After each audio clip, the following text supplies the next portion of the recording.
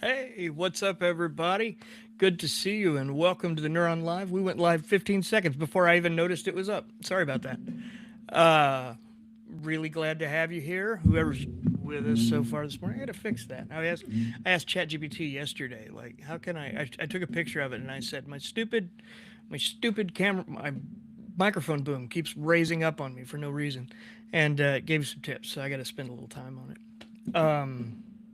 First and foremost, thanks for coming. Today, we're going to talk about agents everywhere, and all of the agents. We've got Grant and I both have our personal machines set up with all of our odds and ends. So we're going to be able today to run through.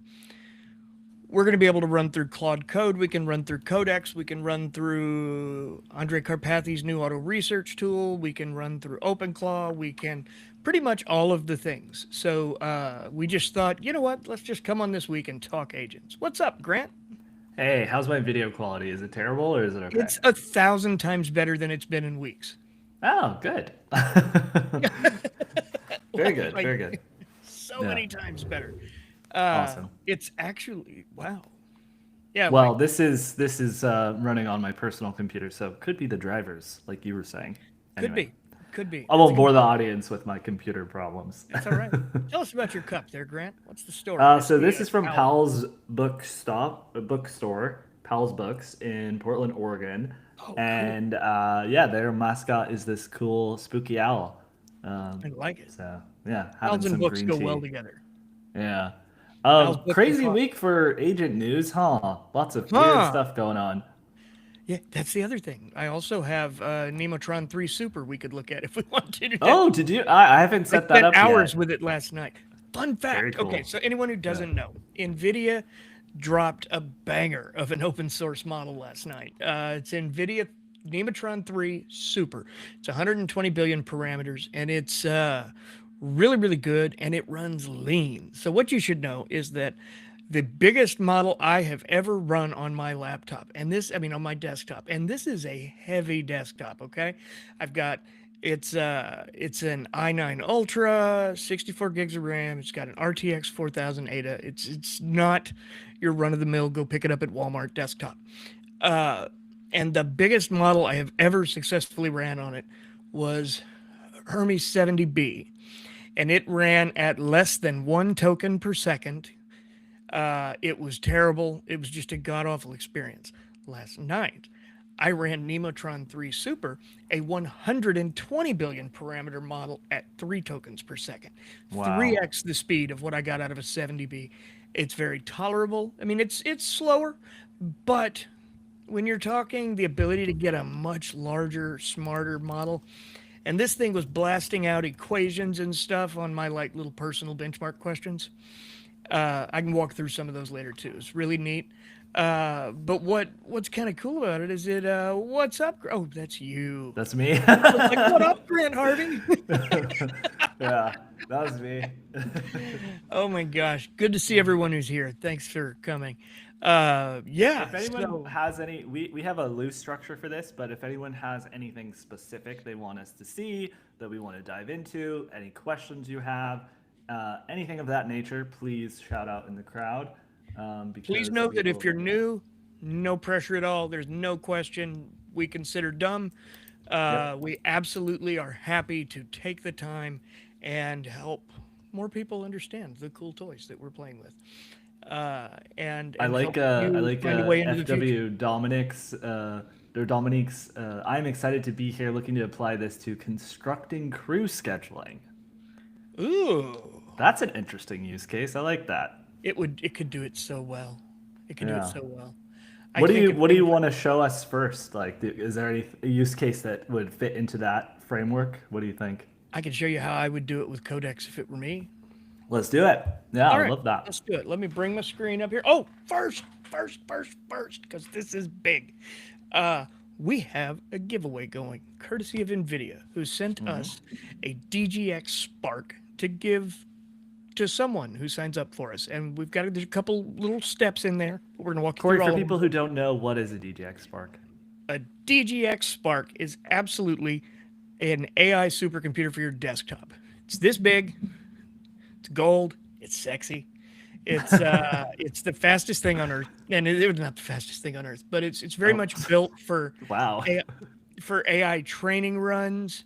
It's built for real AI tasks that you could do, and in an agent world, it is the machine you want. While everyone's out there flapping over Mac Minis, I'm telling you, you want this thing.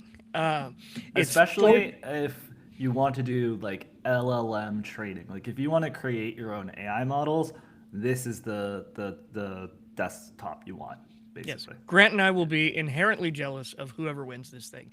Like, Yeah. legit, we asked them not to ship it to us because I didn't trust us to not open the box. It's that. Just plug it in, just test it out. We'll, We'll we'll just test see. it out. Yeah. You know how good that would be for what I'm working on tonight? But to join, go to the link in the chat. All NVIDIA's asking is that you attend a session for GTC. It can be virtual. Virtual sessions are completely free, even the Jensen Huang keynote and a ton of other sessions. Sign up for one, take a screenshot, and then you're going to come drop it in here and enter, where you will also be signed up for the Neuron AI newsletter, where you can, join. What is it now, Grant? 680? Just about. Yeah. About We're on 680,000. track to cross 700,000 subscribers in less than 20 days. That's so crazy. That's so crazy. Tell your But friends. absolutely awesome. So Yeah. yeah, come be one of them. Read the news in the morning, and we'll get to your questions here in just a minute. There's a pretty good comment related to this where someone said, I heard Rick Beato, who's awesome. Rick Who's that Beato. guy? Yes, he's my Beato. hero. Yeah, Beato. Excuse me. I've never actually heard his name said out loud. You're all right. I Talk, felt the need to correct you. As a talk about how musician. people will be running LLMs on their personal machine and that data centers will be less and less important. So if everybody has like a DGX Spark like we're talking about, that becomes more and more possible. There's maybe three things that I would say are like wrenches in that. The first one is like, does the frontier intelligence continue to advance much faster than small models do? Yeah. At the moment, you need a really, really big model to then distill it down into a small model that you can run on And your to be machine. clear, right now that gap is like 6 or 7 months, right? Yeah, in terms of frontier It's intelligence. not a long gap. Yeah, the best one you could probably run on your machine, although Corey will tell us what he thinks on Nemotron, but the best one is probably Qwen 3.5 from Alibaba. That's probably the best comparable to a like Claude Opus or something like It's that. better right now. than Quinn's 35B they just put out, in my opinion. That's supposed to be comparable Okay. to like their 280, whatever. That's good to know. Yeah, we'll have to take it for a a spin. thought, at least in my minimal tinkering with each of them, Yeah, which yeah. is an hour or so. The other thing is, I have thoughts on the will data center one too when you're done. yeah, will memory become a bottleneck? So right now there's like a DRAM crisis, there's a RAM crisis, there's all this sort of stuff, where basically the price of memory is skyrocketing because all of Yeah. these use cases for agents and AI is raising the cost and increasing demand, and the supply is restricted. So will everyone be able to afford the machines that can run models equivalent to a DGX Spark or better on them? And also, can they produce enough of them for everyone to run on them? Yeah. Yeah. So I think there's still going to be a lot of place for frontier intelligence on the cloud. There's still going to be the models that can run on your machine, even if you have like a new MacBook or like a small MacBook, will still be able to run. Yeah. And I wonder if I'm frozen or you're I frozen. posit that there will be a certain point where it will be good enough that you don't need the frontier level. There will be a good enough point where you can run it locally, and that's what most people will use. What are your My thoughts? only caveat is that doesn't totally negate data centers, because like Wall Street still exists, credit card companies Yep. still exist. All of the mass data operations, they're still there too. So Yeah, there will always be use for these data centers. Yes. Like that's not going away, I don't think. Yeah. yeah, and it's probably not going to be less. It just might be less that we need them. And some of that's a trade-off. Do you need what's hot right now, or can you wait a few months? If you can wait a few months, you can do things. But the truth is, when it comes to open models, it still takes a lot of computer. It takes a certain amount of change to get beyond the 4Bs and 9Bs into running like 20s and 30s and up from there. So like, hot gaming machines are winners because they have a lot of things in common that they both need, and you can set your NVIDIA drivers to like studio instead of gaming, and They're just do going to all be the cool stuff. expensive for a while. I'm They're going going to to be call expensive, up and here. supply is going to be limited. Yeah. We had a question here about can you highly recommend any GTC sessions to watch? There are a handful of these I'm excited about, and one I'm about to talk about that's going to make Grant sick. There's an open panel discussion that includes, I'm waiting on my internet here to load up, and I'll tell you who all's in it, and it's kind of all of them. Come on. So it's going to be hosted by Jensen Huang. This one is on, what day is it? On Wednesday at 12:30 to 2 Pacific time. So that's going to be 3:30 to 2 Eastern. So it's session 82480, and it's called Open Models Panel with Jensen Huang. Now, joining Jensen Huang are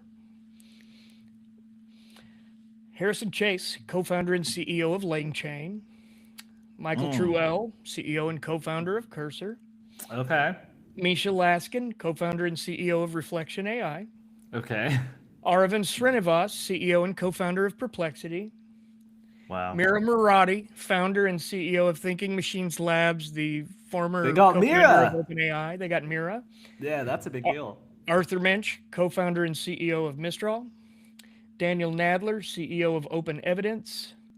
Hannah Hajashirzi, apologies if that's wrong, professor, It's the senior anti-closed director. AI alliance. It is, and Robin Rombach, co-founder and CEO of Black Forest Labs. Yeah, this is the anti-closed AI alliance. That's awesome. Yeah, it very much is. Like it's a hell of a session, and it's 90 minutes long. If I was going to go to one, it's absolutely where I would start. Matter of fact, hold that thought. I'll drop you a link. Actually, where I would start is I'd go to Jensen Huang's. Sorry, What? I've got two keyboards and all the problems. Oh yeah. I got 99 problems and a keyboard's one. Keyboards too. It sounds like. Keyboard's two of them. Yeah. Okay, so where were we? We were going to show off how you would use Codex to solve the construction crew problem. Yeah, the construction crew problem. Okay, now I like that. I am going to pop over here and swap the screen that I'm sharing. By the way, shout out in the chat if you're totally new to AI. Like, just share a little bit of your expertise level in this area, and we'll try to make sure that what we talk about is relevant for everyone. So if everyone's beginners, we'll talk about this from a beginner standpoint. If we've got a mixed bag, we'll try to talk about it at a mixed level. Yeah, so let us know. All right. Goodness gracious, what have you got going on this? Is all you see black? Yeah, no, I see Codex now. But I just Codex. saw like 100 I don't see terminal Codex. windows. Oh, okay. I don't see Codex on this screen, so I'm glad to know that you do. That tells me it is working. So yeah, this is the Codex app for Windows. It came out last, I'm gonna say Wednesday. I don't know if that's right, but it's close enough for horseshoes. We'll go with it. And I think it was like a couple weeks ago now, but yeah. Was it that long? Oh wait, are you talking about GPT 5.4 or Codex? No, I'm talking about the Windows desktop app for Codex. I think Windows it was the day before 5.4. Yes, you're right. Yeah, that was last Wednesday. Because the other app is from like December, November or something, I believe, maybe even farther.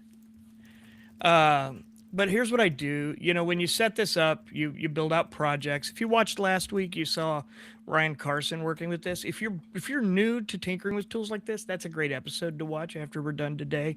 You should really go check it out. We'll make sure you get a link to it in the chat.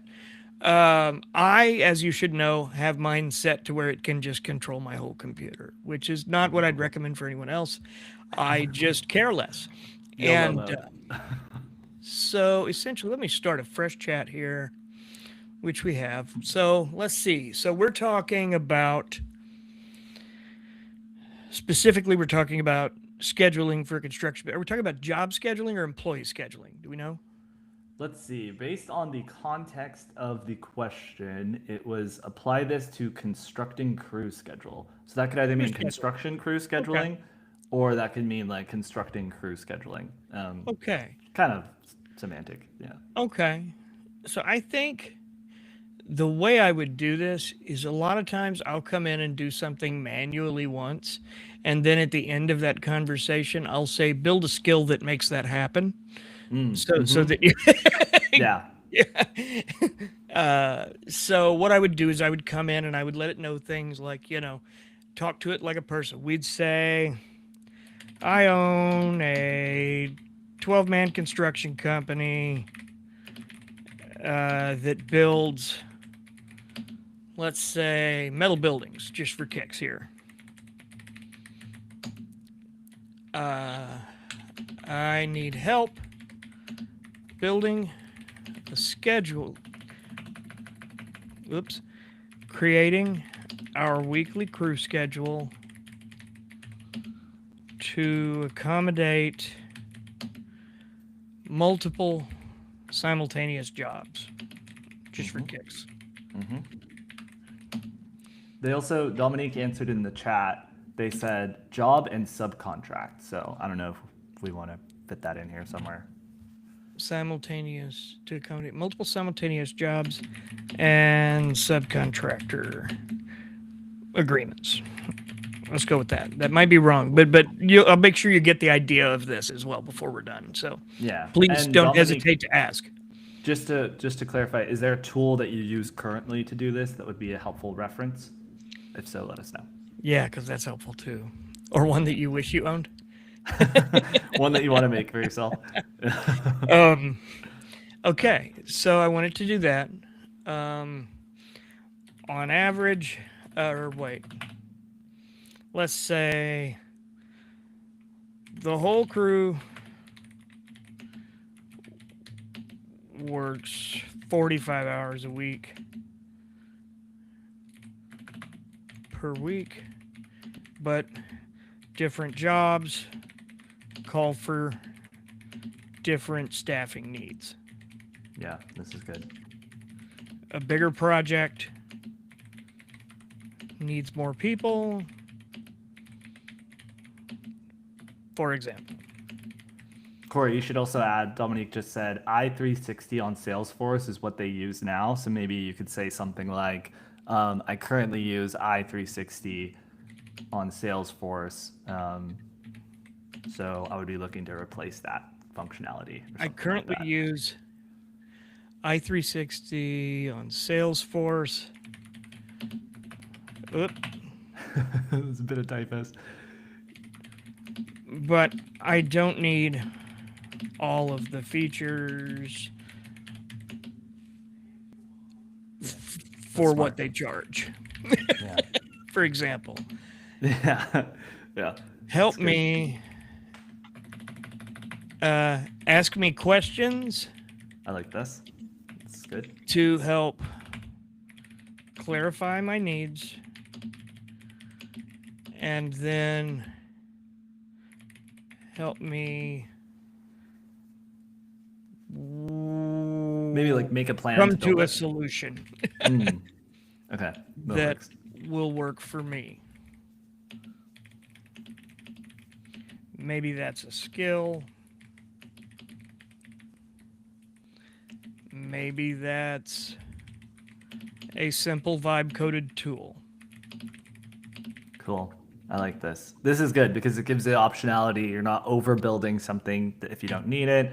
I want to direct people's attention while this is loading to the Codex app. In the top left corner, you have the option to create a new thread, but you also have the option to create an automation and to load in skills. And so that's what Corey meant when he said skills, is that you can load these like pre-built, almost like mini function or mini apps that you can run that sort of like puts a prompt and a couple functions and tool calls together so that it does that task the same way every time. All right, we got 10 questions. How many jobs? Okay, question 1. How many jobs do you typically have open at the same time in a normal week? Just to make this complicated, we're going to say 3. 2, are all people interchangeable? Or do you have roles like foreman, welders, erection crew, concrete, trim, drivers? Uh, we have, I'm going to say, 2 foremen, uh, 1 welder, uh, 2 concrete guys,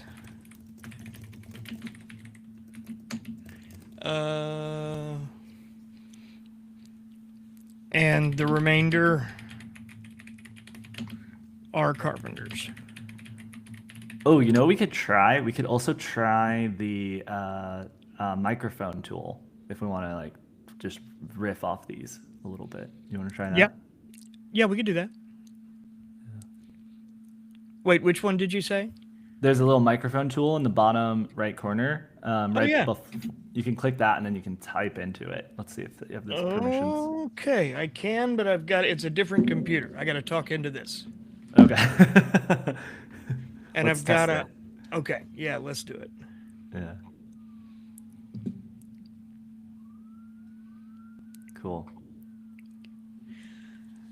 I definitely need a people count for each one. I'll need some amount of skill mix, number of days on site. Number 4, assume full day, but they can do half days. Number 5,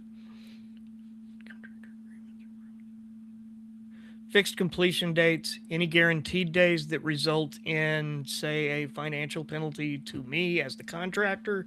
Inspection windows are good to know. Number 6, what breaks the schedule today? Weather, material delays, customers changing dates, changing plans from customers can do that as well. That's sure. about it, though. Number 7, think of this as a way to handle weekly planning, but also forecast out what the next 90 days look like at any given moment. So we that way, when we're scheduling new jobs, it's easier to see. Number 8, who will use it? Just me and the office staff. Number 9, do you want the tool to recommend a schedule automatically, or is it enough to give you a clear board and warn about conflicts? Recommend to schedule automatically, but do warn of any potential conflicts. Recommend something as a solution when you do that as well. Number 10, roughly what would feel acceptable to spend? Nothing. I don't want to spend money. I am a small company on a tight budget, and it's important that this be good enough that I can help scale my business. Maybe say, Corey, maybe add to that, say like, I'm going to try and run this myself. So, find me the most cost efficient I'm solution. going to run this myself, so please ensure that it's cost efficient, easy to understand for someone who's new to AI. Yep. And, make recommendations along the way if you have them. Boom.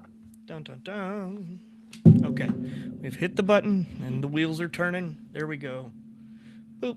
The formatting's a little crazy, but honestly, that doesn't matter. It's smart enough you can understand that.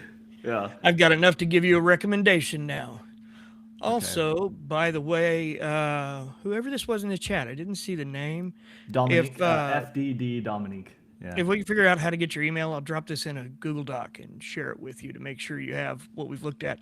And you could take this then and go to any AI that you prefer, whether that's ChatGPT, Claude, Gemini, it doesn't matter, and take this document and throw it in there and say, I need help, I want to do this. And it should be able to help you implement. Well, it's a suggestion. You do not need another big system right now based on what you'd subscribed. I'd recommend a free scheduling setup built around a simple capacity model plus an auto-scheduling sheet or small local tool. Start with a spreadsheet first scheduler, not a full app replacement. Why? You only have 3 simultaneous jobs most of the time. By the way, I know none of these numbers work for you, so please go through this and make sure that they do. I just randomly picked days and tasks. Your crew structure is stable. Biggest scheduling risk is not CRM complexity. It's crew allocation, deadline pressure. You want 0 software spend. Yeah. I think what we would want, though, is like I would tell them, I would push back on this and say, this sounds like a little too manual for me. I want it to be as automated as possible and see what it says. Well, hang on, it's not there yet. We haven't seen what it wants to do really, other than we'll get to that in a sec though. This means the right first version is a master job pipeline for the next 90 days, weekly crew planner, an auto check that flags overbooking, missing skills, that's huge, and deadline risk. Like, so you can know ahead of time, I'm going to miss this one. I better do something about this. So, what the tool should do for each job name, track these things. Okay. For your labor pool, track these, know their hours. The scheduler should answer these things. Best practical setup. I'd build this in Google Sheets or Excel first. Tabs for crew, jobs, job phases, weekly schedule, 90-day forecast, conflicts and alerts. Okay, you enter each job's expected need by. Okay, so here's what we're going to do. I'm going to go back here and say, that all sounds great, but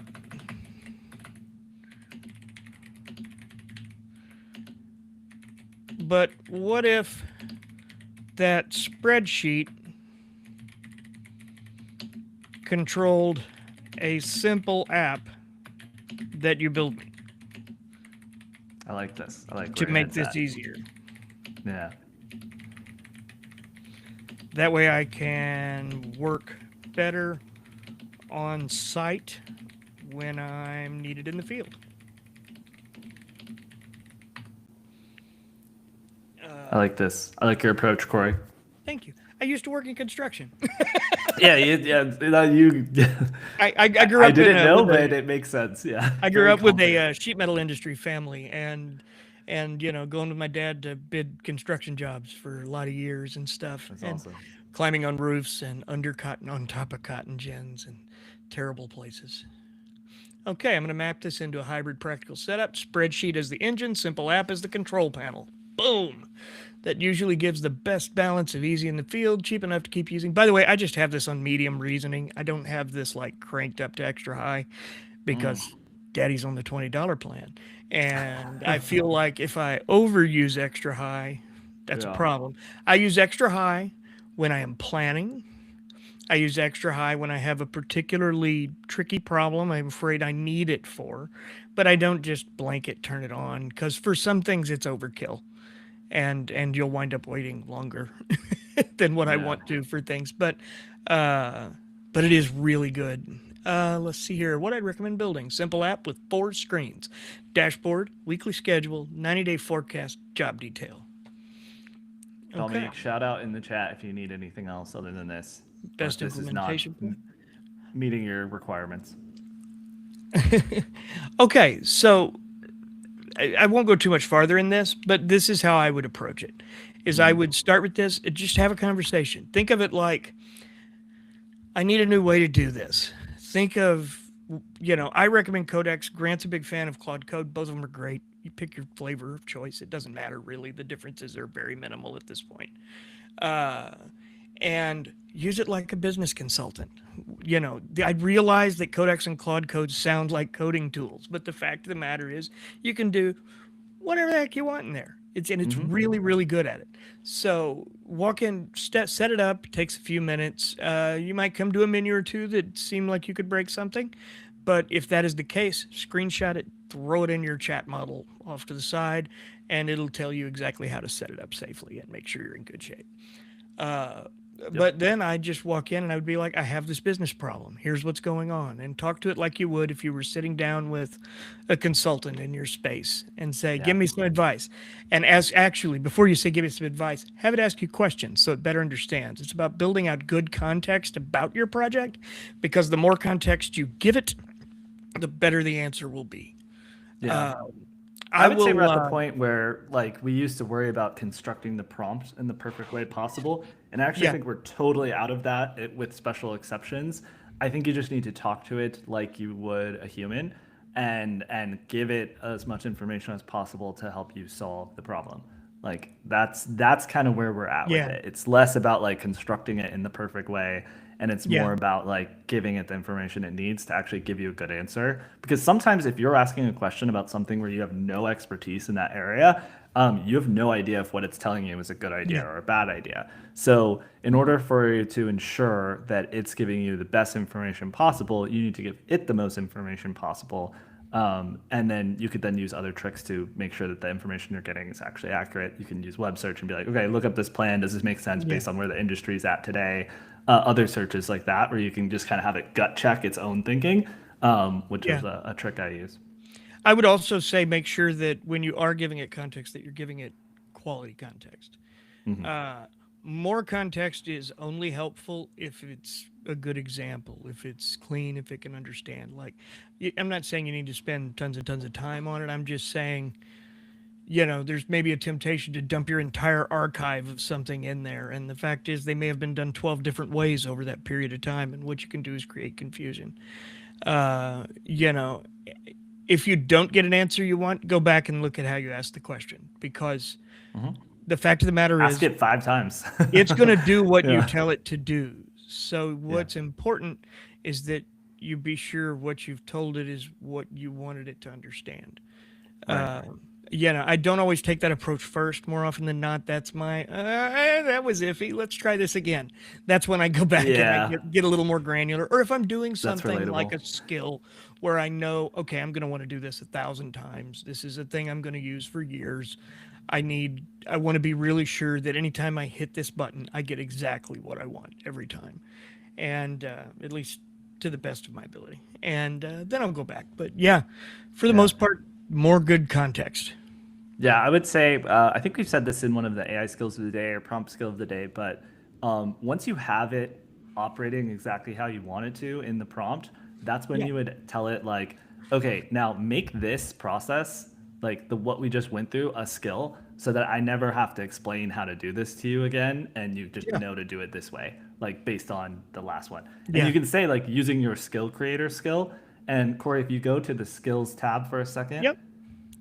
you can see, I believe the skill creator skill is listed New there. skill. Oh, wait. Oh, you can even just do that. That's great. You It can looks do like you that and can. it loads it in a chat, or you can go down here to skill creator and Well, it's not even. Yeah, yeah. All you you have to can say change is, how it creates them even. "Oh, you can edit this." Is that what you're saying? Yeah. Yeah. Crazy. Yeah. You can make edits throughout. It's really cool. You can open the folder that it lives in. I You see. can Yeah. uninstall or disable it. And they've got a ton that are built in here, like Article Fact Checker is mine, Business Case Builder is mine, LLM Build Planner is mine. That's cool. I like that. Yeah, that's it. Yeah, that's a fun one.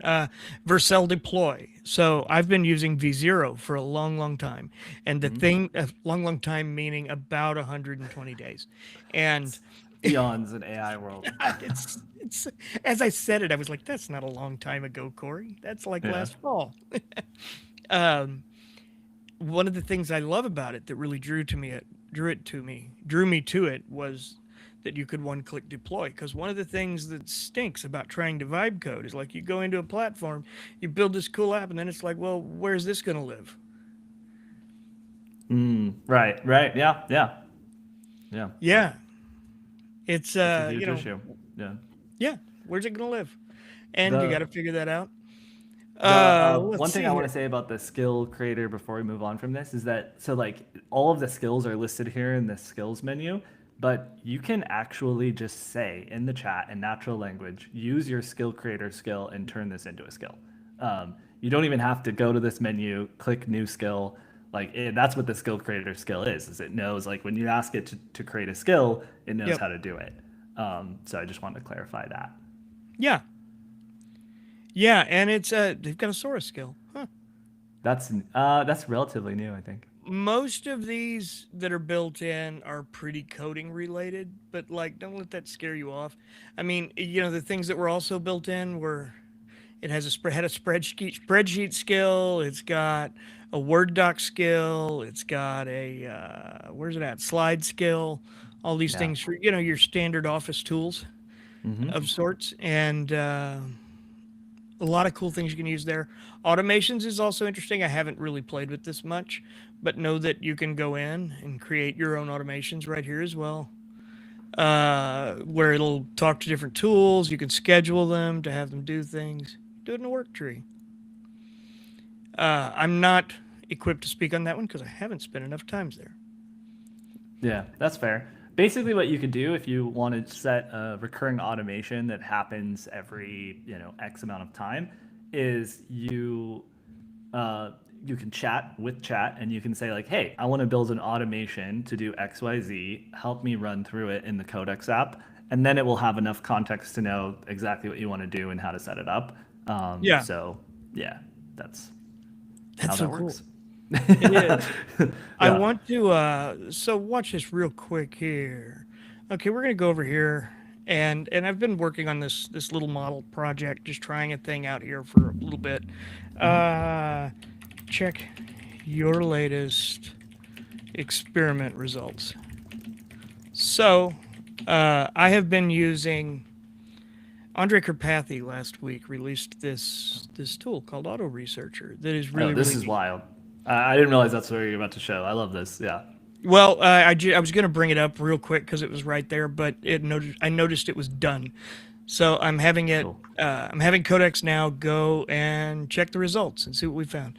The newest batch isn't fully done yet. Could you explain to people what auto Yes. research is? What auto research is think of it as a little tiny science lab on your computer is the best way I know to explain this.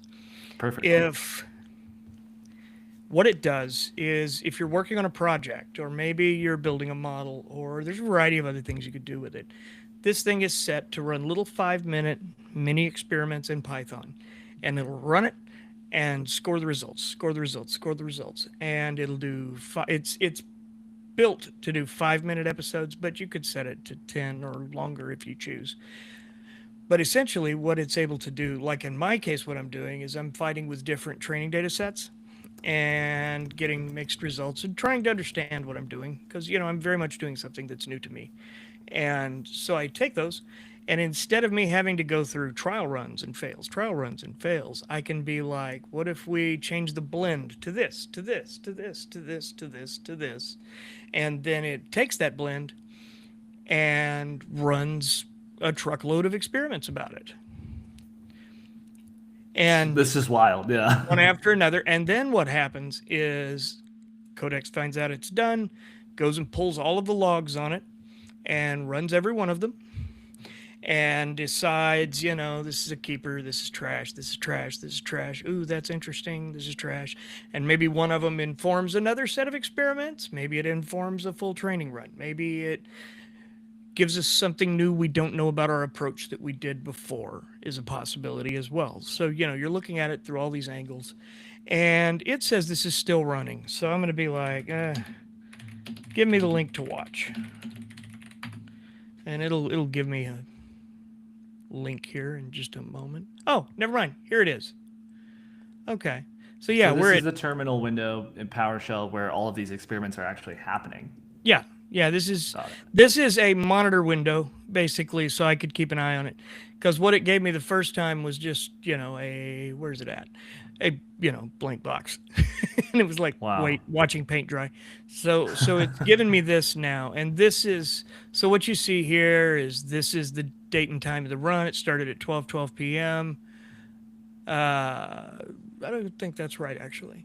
It says it's running still, progress 16 of 18. That means that Codex asked it for 18 different tests. The time budget is 300 seconds, which is 5 minutes. And it's telling us which of my 18 runs it's doing right this minute and how much time is left in that specific run, as well as an active log to where all of the results are dumped. Then you come down here and you see our current batch where it's checking various numbers. Proxy, it's checking loss as well and model collapse, and you can't fully see it. It's cutting them off.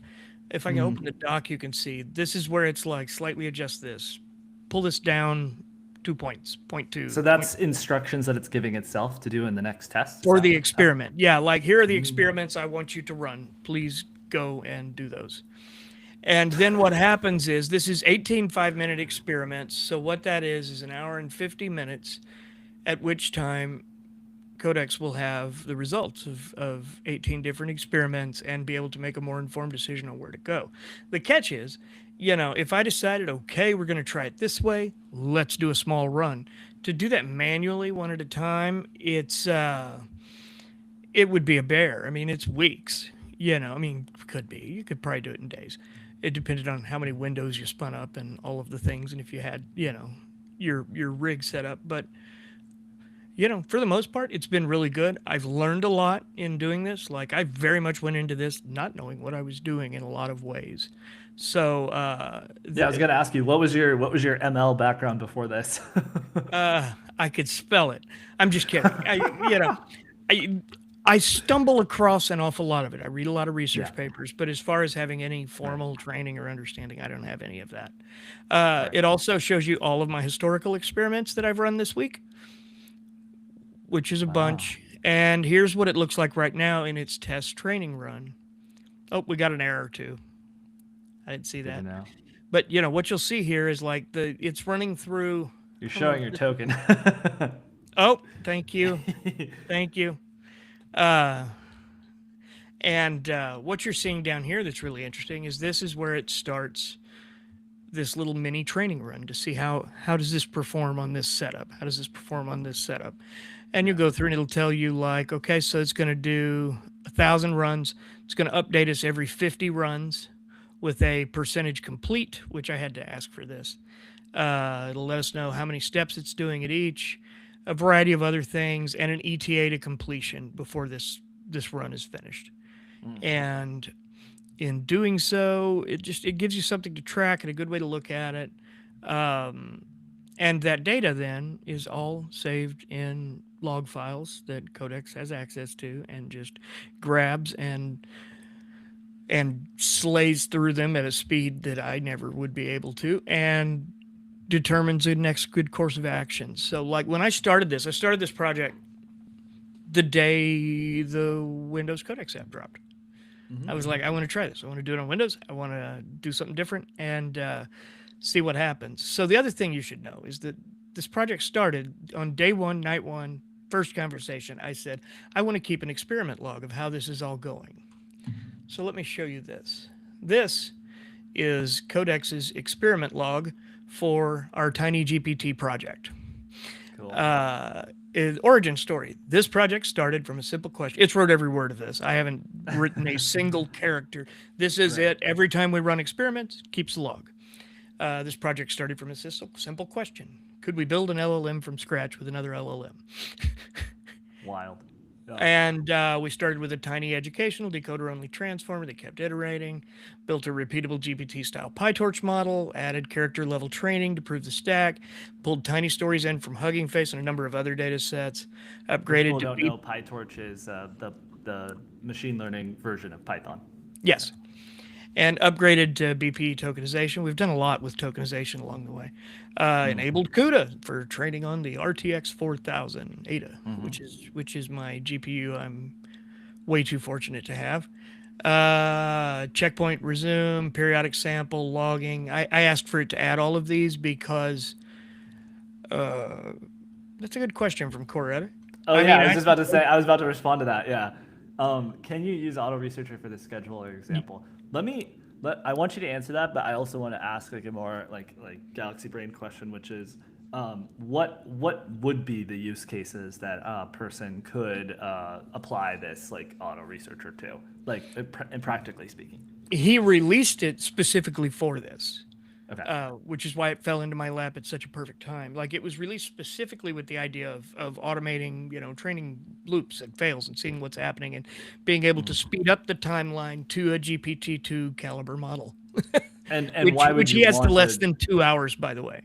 Besides for fun and learning how to do it, what could you do with a GPT-2 caliber model? Like just spitballing, like. Yeah. Not much.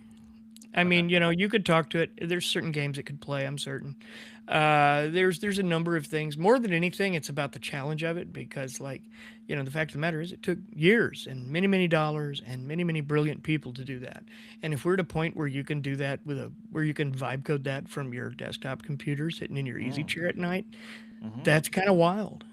I'll give you two more to add to that. One is to the data center question we had earlier, Yeah. eventually you'll, with enough efficiency, you'll be able to create a model that's much better than GPT-2, Yeah. and run that locally on your computer. So that's one reason to do it.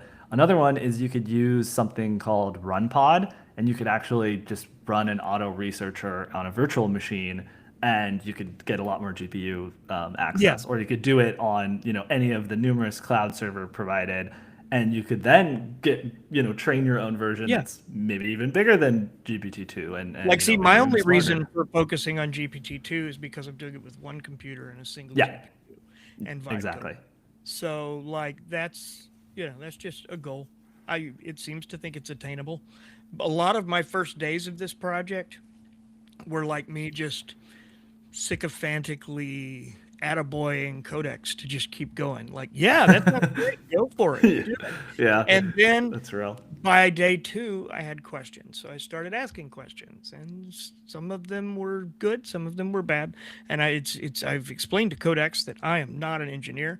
I am an interested hobbyist, for Yeah. lack of a better phrase. And It's really important to give them that context so that it can talk to you at your level of understanding. Because otherwise, yes, it's going to throw a bunch of technical stuff at you that you don't understand. But if you say, like, hey, I want you to speak with technical fidelity, like 100% fidelity to the technical details, but explaining all of the terms to me because yeah, I don't know them, and help me learn mhm, along the way, then that will help you kind of learn as you yeah. go. Yeah. There have been a number of times in here I've had to ask it to explain something again, or explain it again. Yeah. But most of it has been really interesting, and I'm filling my hard drive up quite well. These are all on GitHub, by the way. Cool. You can go download the project, start from there if you wanted to try it yourself. Uh, To the point so about what could this did, let you me show you this real quick. So here, as you go Yeah. through this, I want to show you the way this has saved this data. Okay. We've got our initial scaffold. Down here, it's getting into our first data sets. Essentially, it's been using data sets off Hugging Face. We decided our first training tokenizer sucked, so we started again there. GPU enablement. This is where it's like, I need CUDA. So I gave it CUDA. We started at 6 layers, 8 attention heads, and a 256. Oh, I've got a word mixed up here. I had this all in my head so good yesterday where I could explain it. I was just explaining to so someone asked in the chat, they were like, what is he doing?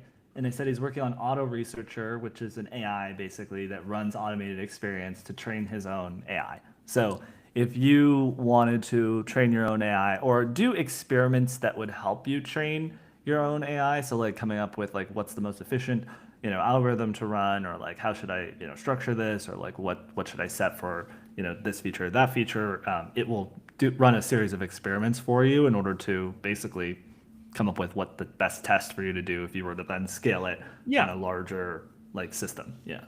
Exactly. And, Yeah. the thing to know is, your expectations need to be low. We started with the Tiny Stories training set, which is exactly what it sounds like, a bunch of tiny little stories.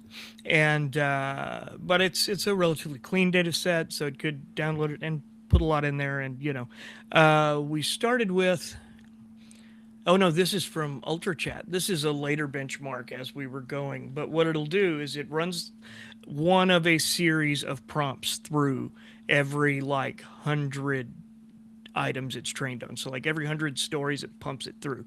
So that way you have a document like this, where throughout that training run, you can see all of its pulls. And like the first one is, It might be worth, before you jump into this, explaining like where did you get the data from? Probably okay, Hugging Face, right? And yeah, the thing that you were telling me, which is like you do 80% of the run, and then 20% of the samples are like explaining yeah, that part, because I think yeah, that's really I can show you cool. that. I can show you Yeah. that. So first, this is a blend of the Tiny Stories dataset, Cosmopedia, and FineWeb within 8,192 vocabulary. I'm going to walk you through what this means. It looks complicated, but it's not that bad. What your vocabulary, these are each different data sets. This one is stories. Cosmopedia is like Wikipedia information, for example. And FindWeb is more, I want to say, teacher I based. think And okay. they all come, all of these that I'm using at least, have come from Hugging Face, where there are open source data sets available for anyone to use who wants to. I mean, you're welcome to. Nvidia's got like 5,000 different data sets available. Everything they've ever trained on is fully available. Yeah. And this project Codex got all happy when I exposed it to the. So you should look at the Nvidia repo, and it's like, oh, there's so many things here we could use. He's like a kid at a candy store. Yeah, it Ooh. was.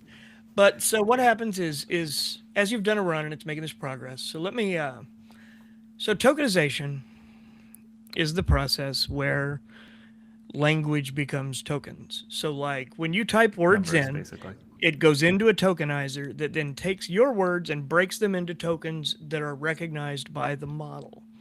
The model then gathers information from tokens that are similar to your tokens and that it's able to, through probability and all the maths, uh, that's the part where I'm real fuzzy, come back. So what you should know is that like this is basically, think of the English language in 8,192 characters. So we started at 4,096 and went from there to 8,192. So at 4,096 characters, that means every word in the English language, for example, I'm going to put this in speaking of English to make it make sense. What it does is you will have tokens that are like the word once, up on. Up on may be two words. Once is a token. Up is a token. On is a token. A is a token. And words will be broken apart either as small words or pieces of words. Now, when you change this number from, say, 4096 to 8192, you've doubled the vocabulary size. So that means those tokens can be broken down into smaller and smaller pieces, where instead of looking at word at a time, it's looking at like character at a, not specifically character at a time, but chunk at a time. And as you make it bigger, those chunks get smaller and they're able to fit into more places because like if the word strong is one token, it's worth a whole lot more if STR is a token on its own, because you can use that for strong, strength, straight, all these other areas where it can apply. Okay. And 16 by 768. 16 is the number of layers. This is where I'm going to mix it up. So your embedding and your layers, one of those is how far across your neural network is, like the number of, this is where I'm going to screw up. Connections, like the Yeah. different Yes. matrix multiplications. One is width, that happen. one is Yep. depth. One is width, one is depth. So that means that every time you increase these, it grows like exponentially as well. So because it grows exponentially, you need more and more computers. So like Quadratically, 8092 is, technically. Yeah. yeah, quadratically. Thank you. Yeah. So by 4, like 2 by 2. Yeah. Yeah. And it's really interesting to watch, and you can see a big difference in how it works because we've bumped it up and down. That's another thing with auto research is you can have it test different architectures with what you're working on. So you can be like, make it a 16, make it a 17, make it a 24, make it a whatever, and make these adjustments and zero in on a sweet spot in a very small amount of time compared to what it would take to run. Like if this thing runs for a day at 20 experiments per hour, that's 240 experiments a day. That's not right. 24 hours, 12 experiments. It's a lot. 12 experiments an hour. Yeah. It's a lot of experiments in one day that are happening simultaneously. And the thing is, you're just looking for good signals from those. It's not a full-blown, big blown-out experience. It's just like that one shows signs that maybe we should scratch a little deeper here, and you'll pull those out, and we'll maybe let those run 30 minutes and see if the trend holds. But the part I wanted to show you so badly is that these are bad. At this point, the prompt is once upon a time, because we'd been mostly training on tiny stories up to here. So once upon a time, there was a little girl named Lily. She loved to draw and color with her crayons.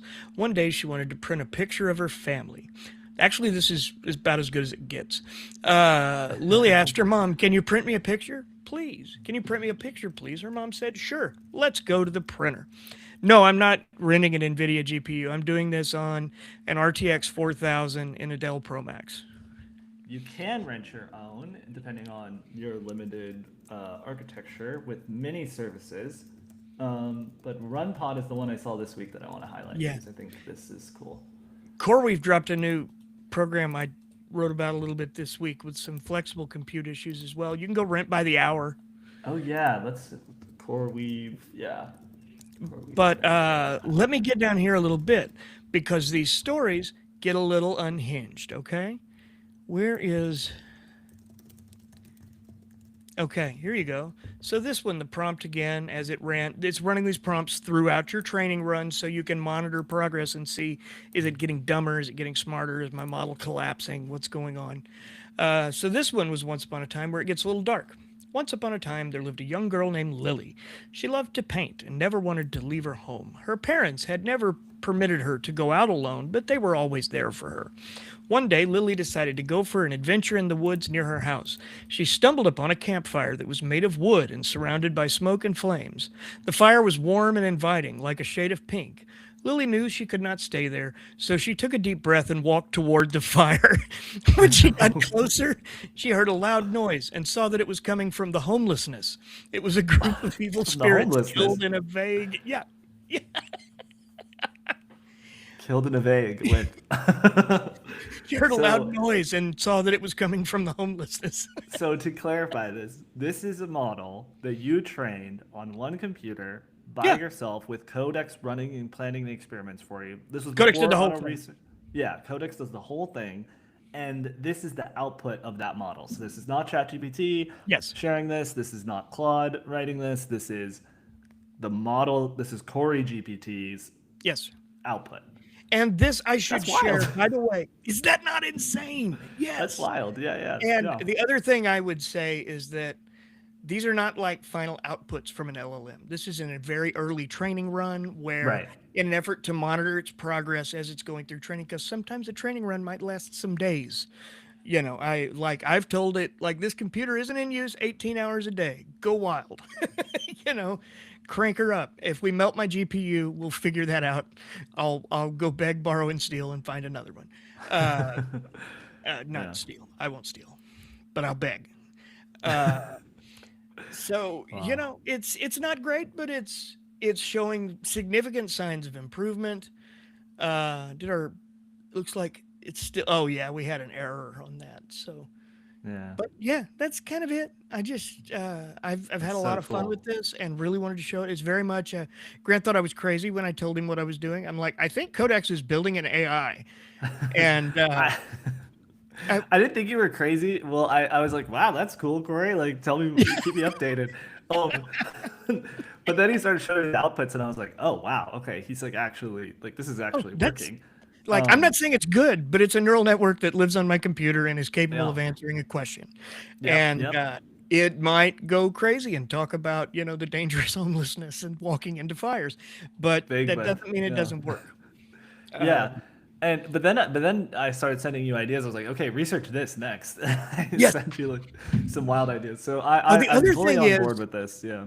The other thing is the power that this has unlocked for me, and I'm certain you can do this with Claude Code too. This isn't like an advertorial for Codex. Use the tool you love. They're all really good right now, and absolutely make yourself at home. But what I will say is that the thing that's been neat is, like, I stumble across a cool research paper, and I can just take it and throw it in here and be like, hey, anything in here that should impact what we're doing? And that's what I did with the auto research repo. I didn't go install auto research. I grabbed the link to Andre Karpathy's repo, which we shared in the chat, by the way, and dropped it right here and said, hey, I feel like we could benefit from using this. We're having a lot of failed runs. What if we run a whole bunch of little simple ones? And he's like, that's a great idea. And started banging out experiment ideas. And now for the last 2 days, we've been running series of experiments over and over and over. Wow. And wow. So if someone wanted to do this, how would they do it? Like how would, like, just exactly like you did it? Like, you open Codex, you ask it, like, hey, let's make a model. Like, what would you do? I said, hey, let's there's a little context here that I feel like I should share because it's fun. So, like, last Monday night, out of the blue, I was using Codex in the CLI, and I got an error that was a cybersecurity block. and in the error code it said blah blah blah, we're making sure you're not doing anything terrible. Model GPT 5.4-AB-1. The problem is that's 3 days before GPT 5.4 released. Yeah, they So leaked it to you on accident. accidentally leaked it to a lot of people, by the way, specifically anyone using Codex in the CLI. And so we took this, and I was like, well, hell, I can't tell. So I asked it. I asked Codex. I was like, hey, which model are you? And it told me, I think I'm 5.3, and I shared it the error code, and it's like, well, I don't really. It went into it, and it was very. What did it say? It left me thinking there's at least a 30% chance this is actually 5.4. So I started a new conversation and talked to it like a new model. I always start that with, hey, whatever your model name is, nice to meet you, just to see how they respond. Because some of them are like, whoa, dude, I'm an AI, I'm not a person. And other ones are like, sup, how's it going? What are we going to do today and have some fun with? They've all got a little bit of a personality to them. And so what I did was I took that, and my second question was, think you can build me an AI? Think you can build another AI? And it was like, ooh, AIception. And, then kind of talked through it for a minute. And it's like, I think its response was like, I can't build a frontier level AI and pipe you into a data center or anything like that. But I mean, if you want a small one, sure. And I was like, okay, I'll take a small one then. I'll take one small AI. Yeah. Thank you. Yeah. And we just started and went back and forth. The other thing you should know is I'm on the $20 a month plan. And the only thing I've done is bought the $40 up package, which gives you 1,000 extra queries in Codex. And it seems to be a legitimate 1,000 queries, not based on like tokens.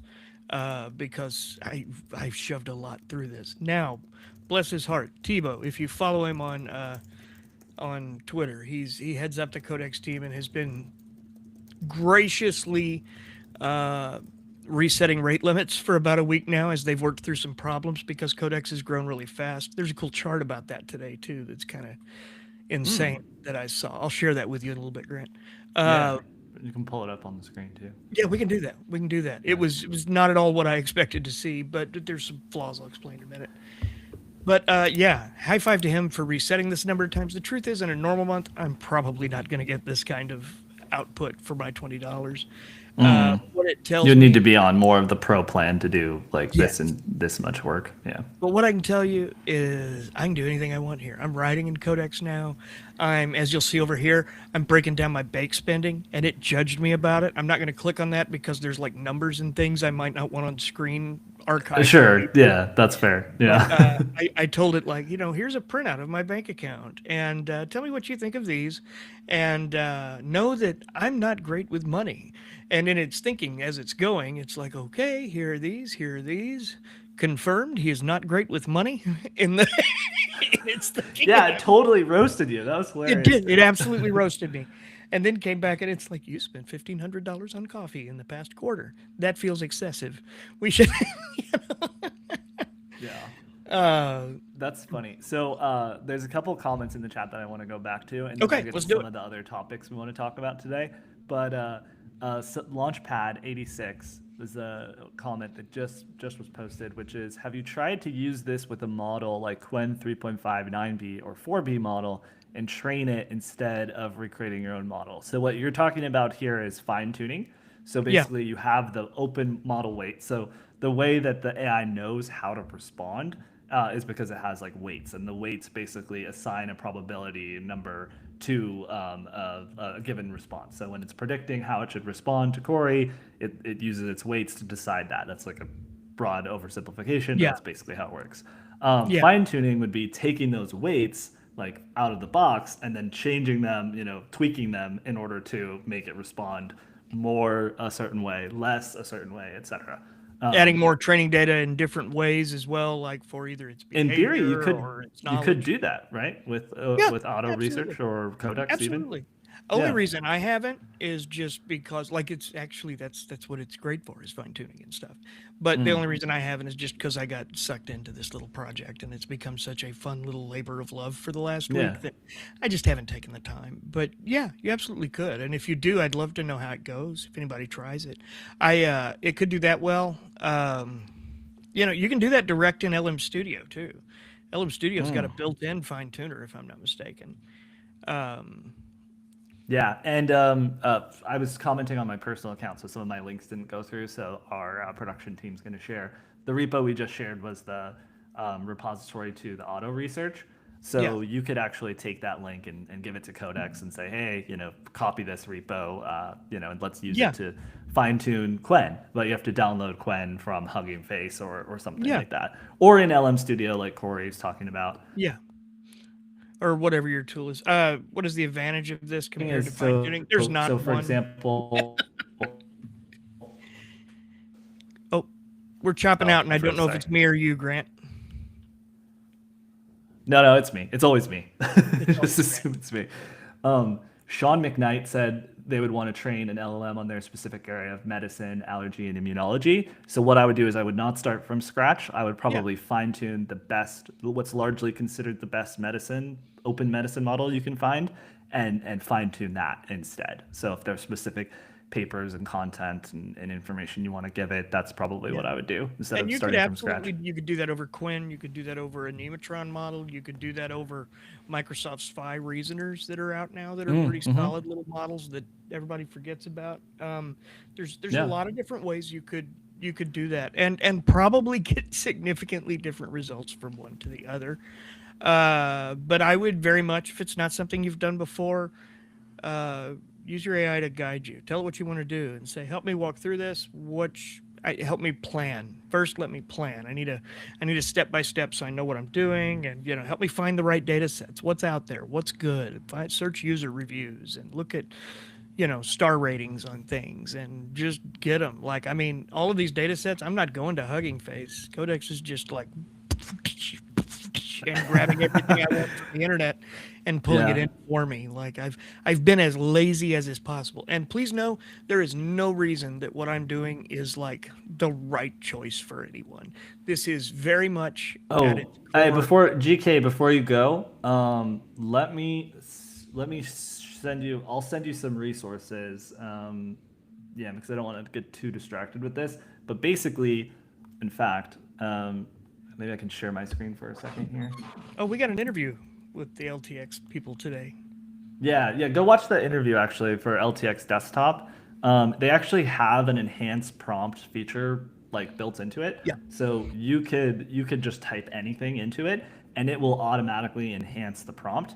But I'll share a tool, and you can watch this stream later, and you'll see the tool by the end of the tutorial, by the end of the stream, that'll basically show you how to do that. Thanks for hanging in there. Sorry it took us so long to get to it.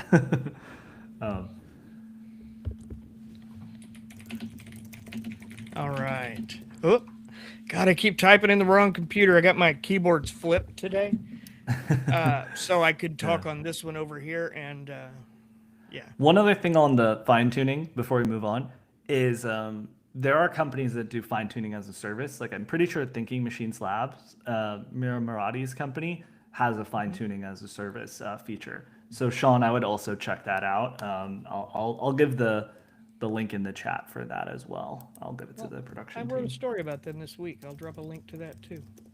Thinking Machines Labs. Boom. I'll follow Grant. After Grant. Oh, wrong. Tinker is what it is. Tinker, yes, thank you. Yeah, so that kind of does it for you in a prepackaged, smartest way possible. It's a good name for a gnome in World of Warcraft. Oh yeah. So we can do a couple things now. I know some of the things we want to talk about is some of the new agents and new stuff that came out. But Corey, since you have your computer, I also want to take OpenClaw for a spin, because we've never actually demoed it on the stream. We have not. Yeah. And I was trying to deal with it a few minutes ago. The truth is I haven't used it in the last day or so, and I was having some fits. Hang on. Okay. I'll tell you what. let's go ahead and talk about something else. I'll get it up and rolling, Cool. and we'll come Yeah. back to it in a few. Yeah, let me run through some of the things that we had talked about. So I'm gonna go ahead and pull up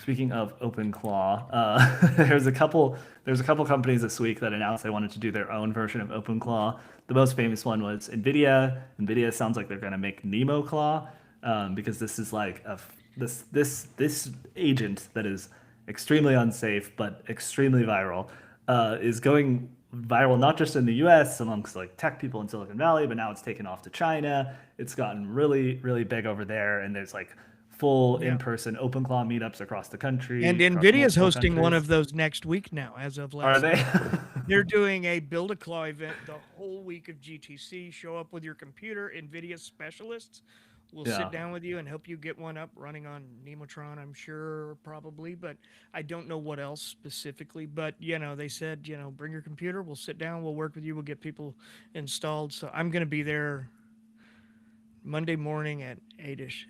By the way, Yeah. if anyone is going to be at GTC, holler. Love to say hi. Yeah. So I'm going I'll to share be my there screen now. all week. Yeah. I'm going to take 2. I'll be right back. You got it. So let me know if you can see this. Yeah. Okay, perfect. So one of the ones that just came out this week is Microsoft Cowork. So this isn't necessarily an OpenClaw competitor. It's a Cowork competitor, but you can think of Cowork as kind of like a mini Claw, like a living on your own desktop kind of agent. And I can show off how that works in a minute. But so if you don't know, Claude released this thing called Cowork, and Cowork was essentially like the Codex app before the Codex app, but for non-coders. And I'll show that in a minute. But we famously said a couple of weeks ago, we're like, this is going to kill Copilot and a lot of other things. And so you better believe these companies are racing to create their own version. Well, it turns out they did, and now they have Copilot Cowork. I would not be surprised if Google has something like this as well. Some of the things that we saw this week was Google's version, like mini, like just enhancements that they made to Google Docs and spreadsheets. So, oh yeah, Open Evidence is great, Sean. Definitely check that out. It's like really, really good at researching through papers, so you can find information really quickly. Yeah, so great tool for doctors and anyone working in medicine. But yeah, this is interesting. I guess you have to be in the Frontier program for this to work. But it just gives you some examples of what it can do. You're in back-to-back meetings. I'm going to turn that off, blah, blah, blah. You can kind of see, this is very similar to how Copilot works. But what this does is it can build and create with files on your computer. So kind of similar to how Corey was showing files that Auto Research was putting together. This kind of agent does the same thing, where it's working with files locally on your computer and manipulating them in order to create documents or spreadsheets, or in this case, edit your calendar. Let's see, what's another example? Say you're an account. Let's see. Well, we can maybe listen Of to data this. and lacks full context about you and how you work. You need the latest account updates turned Grant, into I can't see your screen. sales trends. You It can't? won't show me. No, Presentation you can walk it's into a telling me room. I That's a can lot make of sure I moving have a pieces. stable Copilot internet Cowork connection. doesn't just respond. It takes Which your I pull request, should. breaks it That into might just be on tasks, your and end. carries the work forward. That's okay. start So I'm to just finish. gonna But this isn't prompt and response. trust can that you interrupt, are. steer, and add to it as you go. I just see a black You box. remember you It's want to it's schedule definitely prep on my time with end. your team And and it's send a probably status because I've got both update of to the these running. broader account team. Yeah, basically Cowork what's folds it happening into the here plan is it's without I feel pausing like what's this is already just in motion. since Microsoft It checks schedules here, and let me sends mute a it. meeting proposal. Since Microsoft is working directly with Anthropic now, I feel like this is just white label Cowork, like Yeah. with a Copilot mask over it, which is fine. But if if you're using Microsoft, this is what you would use now. You would use this Cowork tool.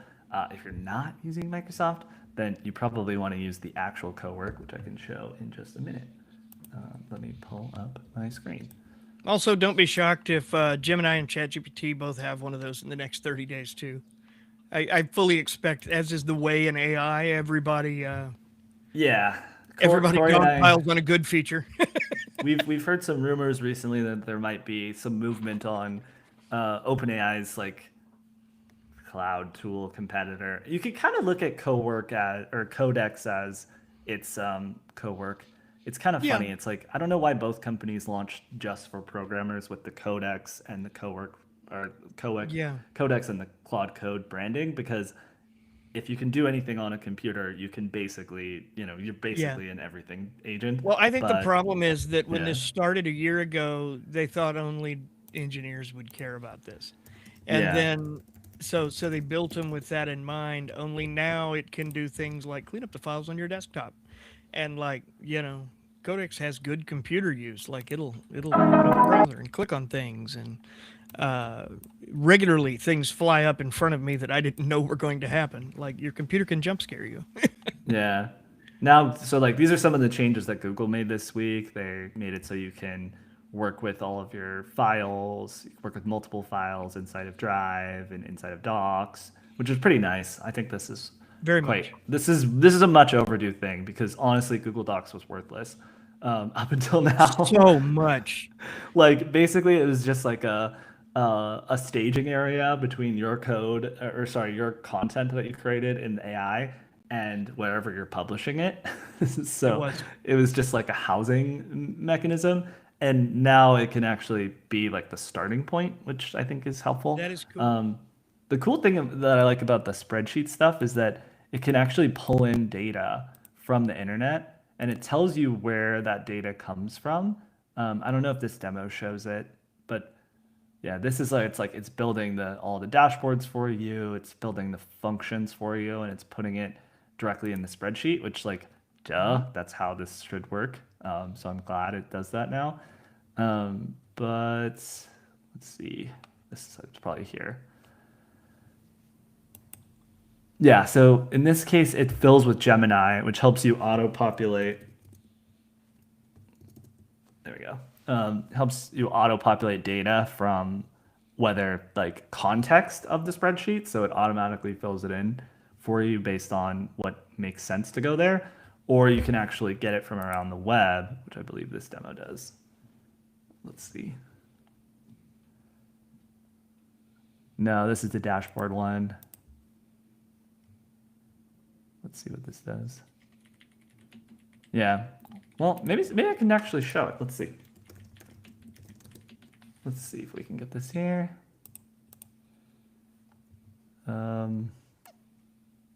Cool. Yeah, let's do that. Create a table that is a cool demo for a live stream. We'll do that. And in this column, I'm going to say generate text. I'm going to say like, how do I grab data and fill it in from around the web? Because this was a demo that they showed us in the press briefing on this, which I thought was kind of interesting.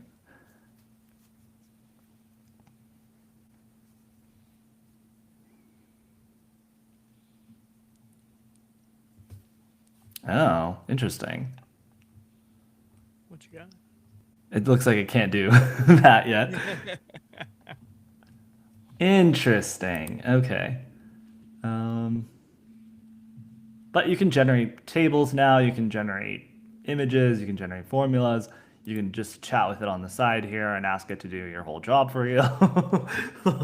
It's gotten to the point where it's really, really good. But I think what Google's missing and what they need, and I actually called them out on this, and they were like, well, we have Cloud Enterprise in my DMs. And I was like, no, sir. That's not what I'm talking about. What I'm talking about is this. And let me share my full screen. Like the AI as it exists in Workspace. Yeah. Yeah. And I'm just Which going to has queue it up. left a lot to be desired in the previous year. So this is Cowork, and the way that you get this is from the Claude desktop app, and basically this does everything that That's all on of the PC and Mac now, right? Yeah. yeah, It's available on both. Yeah, I'm not sure if you have to pay for it, if you have to be on the $20 plan. Claude or Anthropic recently released a lot of features for free, that used to be behind the paywall because they're having such a main character moment and growing like crazy. Yeah, I would say if you are on a free tier, don't expect too great of an experience with these. Probably, as Brian said last week, cancel your Netflix. It's worth $20. Trust me. Lot of unlocks there. Yeah. So basically, what happens is technically it creates like a sandbox version that's just for this chat. So it works directly with files on your computer, but it's like local. Like the information that's dealing with is like local. Obviously, it's going over the cloud to talk to the AI, but everything that is like in this window is like completely local to your computer. Yeah, sure. Yeah, sure. All There of are the so above. many things to be careful about when showing OpenClaw. I'm trying. Yeah, to demo it, you got to be like real sensitive because that's a very there are tokens and IPs everywhere. yeah. I'm looking at it though, and I've got it up and running now. We can come back to it in a little bit. Cool. All right. Agents 1, 2, 3, 4, 5, 6, 7, 8, 9, 10, 11, 12, 13, 14. I have 14 agents in there now.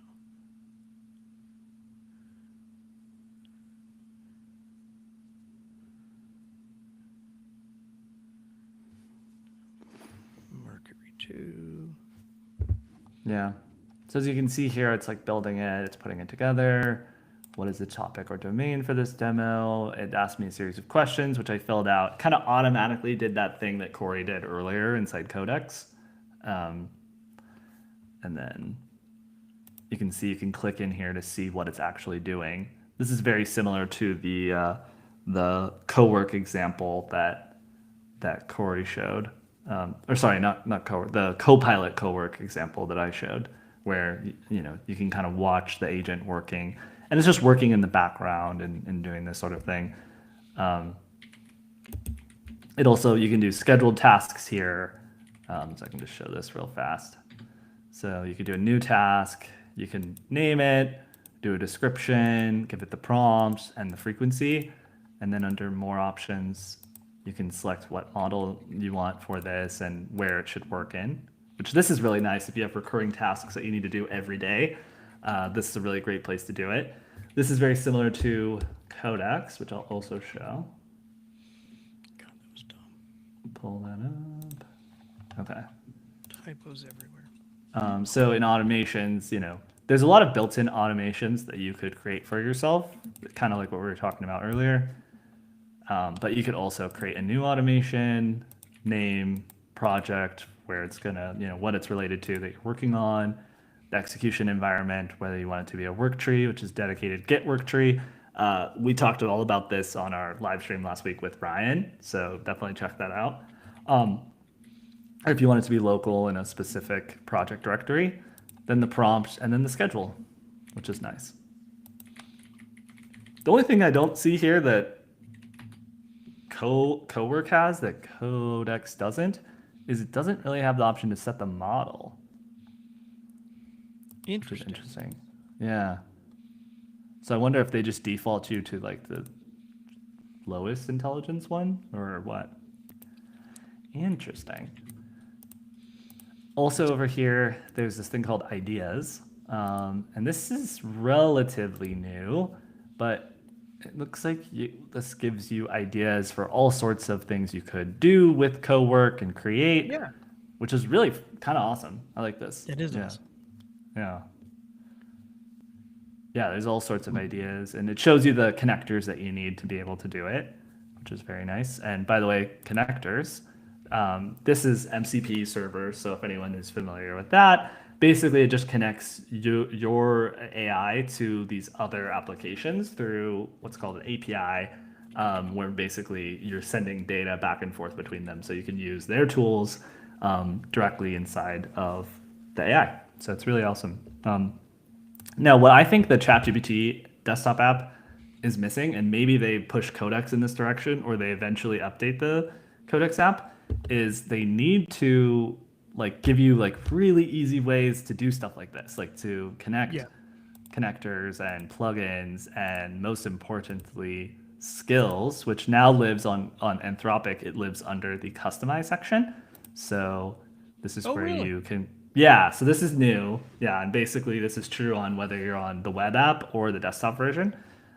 You can basically go here to connect your tools to create new skills, and this shows you some of the ones I've created.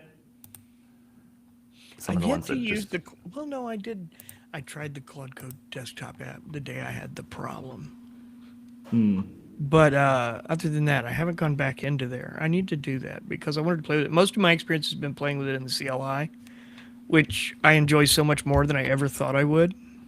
I've really enjoyed kind of like I grew up on DOS. It's been fun to kind of play around in a command line a little bit, yeah. and basically it just tells you you suck over and over again until you get it right. It doesn't. Yeah, well, basically what you're talking about is this Claude Code tool, right? Where essentially you can work with it in the chat over here, and you were just talking about the the OpenAI version, but Yeah. there's a lot of slash commands you can do, and the really cool thing that I have been playing with this week is while you can do everything inside the code window, you can also use code on the desktop app. And plugins, by the way, this is the thing that has been crashing the stock market for SaaS tools. Is that every time Claude opens a new basically like co-branded plugin with another company, or another category, it's like another category of SaaS stocks sell off. Yeah. So Every you can week. see, yeah, the legal one I think was the one that really kicked It's it so off. crazy too. Can you imagine if that was the case when like WordPress plugins became a thing? Like, oh my Yeah. god, you know. It's probably overblown, but I mean, imagine if WordPress plugins came out and then all of a sudden you're, Yeah. yeah, I it can do the I work for you. it cracks. I say it cracks me up. It really shouldn't crack me up. It should scare the hell out of me. But I will say that it's so interesting that like an AI company drops a Yeah. plugin, not a new fancy tool, not some gigantic new model, not a new platform, a plugin, and like the stock market is in an earthquake over it. I mean, I get why. It's how do you react to that? The stock market's interesting too because it's such a. It, I don't know that the stock market is built to function at the pace that AI changes. No, like it's not. like I think like it seems like it is because there's a real-time market and it looks busy and it looks fast. But you're talking about, 60-day-old earnings reports. Like what you're getting out of an earnings report is old news by the time it's there. You know. Yeah. There's going to have to be some changes in the way some of that works to be able to keep up with, the new pace of business in America. That's true. That's true. I mean, the crypto market right now, already trades 24/7. So I would not be surprised if the stock market eventually goes to that Yeah. method. Or God, people my prefer. heart can't handle that. Crypto Yeah, I makes was me gonna a say, nervous wreck. we pass some laws where we're like, no 24/7 trading. No one can handle it. When the Like it's market closes, I'm yeah, always like, thank God. yeah. Make it go away. Make it stop. The really cool project that I've been doing this week, which I'm really excited about, is this thing called like remote cowork, where basically it's in the browser window, or the desktop app window here. And what I've been doing is I've been working on a game, and it's kind of crazy because you can see the bot like working on it, and it'll do a preview right here. So the way that I have been working with Claude Code is I've been working in like this window, and it does all of its work here. And then if I have it connected to an MCP server or something, then it will spin up a version that it's basically it'll spin up a instance of whatever application it's working on. But here, which is really cool, is it will like actually play the game or whatever it's working on in the window, and it can test it, and you can watch it testing it, which is really wild. Right now, it looks like it's loading a preview. I'll just go ahead and start it. Let's see.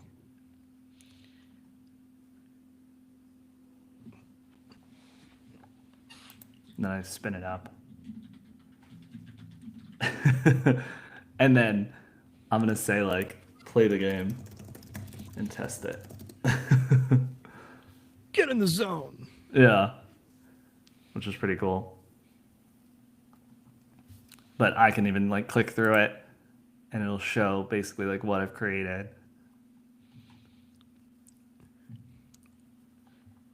You should And know it I'm generated watching all it of with a this. delay on Twitter right here on my desk.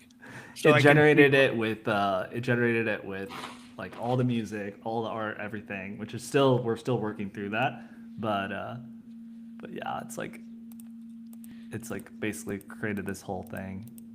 That's so crazy. And then you can watch it play. I mean, right now I'm playing it. And then now you can deploy the units. I'm gonna put this guy here. Mute my computer now that you get the, and then hit enter, and then basically you can move.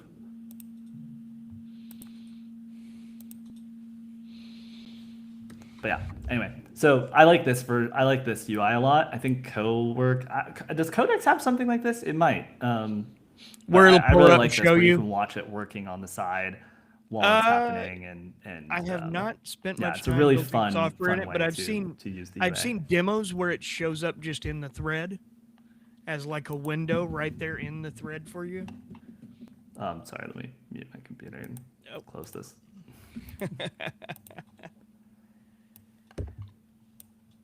Okay, so I have been tinkering here a little bit with, I'm still tinkering, but trying to figure out clear history. Whether I could, I think probably the best way to demo ClaudeBot is for me to share my Telegram screen. Okay, that makes sense. Because there's the dashboard, but there are a variety of like tokens and URLs with tokens, all kinds of things. And I need to run an update that supposedly fixes a few of the items that concern me. Let me, real quick here. I can't share my screen. Well, I'll be darned. Why is that? I don't know. It just says it's just grayed out. Oh, it's probably because of it saying my internet is terrible. Well, that's no fun at all. You know, I do have something I'd like to mention. Yeah, let's do it. While we're on here is, you know, all the stuff we've looked at today is really cool. Most of this was not at the level it is right now 90 days ago. No, not at all. You know, maybe even 60 days ago.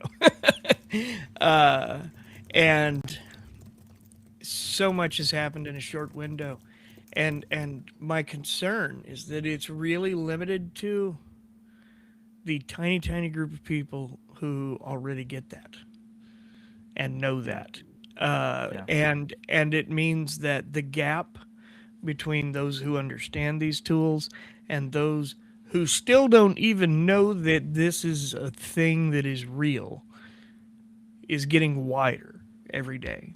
Like the pace at which people are learning about AI and learning to adopt, and the pace at which progress is happening are drastically different. And I don't know what the good answer to that is in the short term. Other than just, you know, talking to people. Like, there are things I could say right now that we've done today that if I said them to a normal person, they would say he maybe needs a hospital. I'm Like, worried yeah, about my robot is building other robots. Like my AI is building other AIs. Like, I'm gonna connect to my AI via Telegram. I'm gonna let Yeah. my AI play a video game that it created and watch it and stream it live. Like there's just Yeah. a lot of stuff like that. That's just wild if you think about it. It's crazy. Yeah. It is, and it worries me. It worries me for people in the workforce. It worries me for business leaders who are not. I mean, like, even a savvy business leader. That's the thing right now is you could be reasonably tech savvy and still not realize some of this is happening and is possible. Like, like last night, a guy ported Halo 7 to his Mac with a codex. Yes. I Saw that. mean, he said, "Play this in codex." He said, and I got a jump scare because the Halo music started playing. Yeah, And let me pull that up. That's funny. like, I can't stress how kind of insane that is compared to what it is now. Oh, I see a question. Yeah, let's do it. It may be an old question. I saw one from Monique that I missed. See where these are going.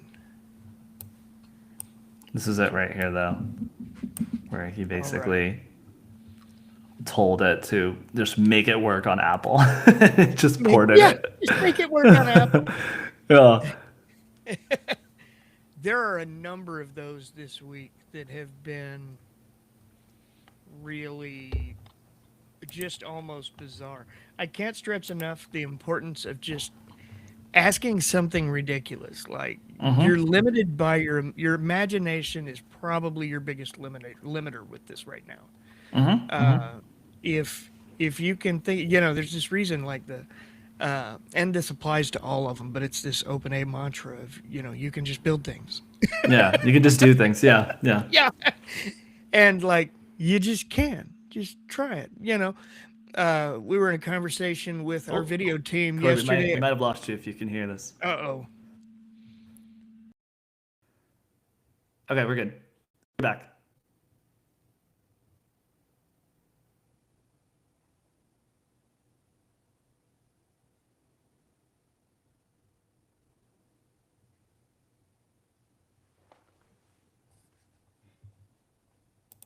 Am I back? Did he drop off? Sorry for the delay, y'all.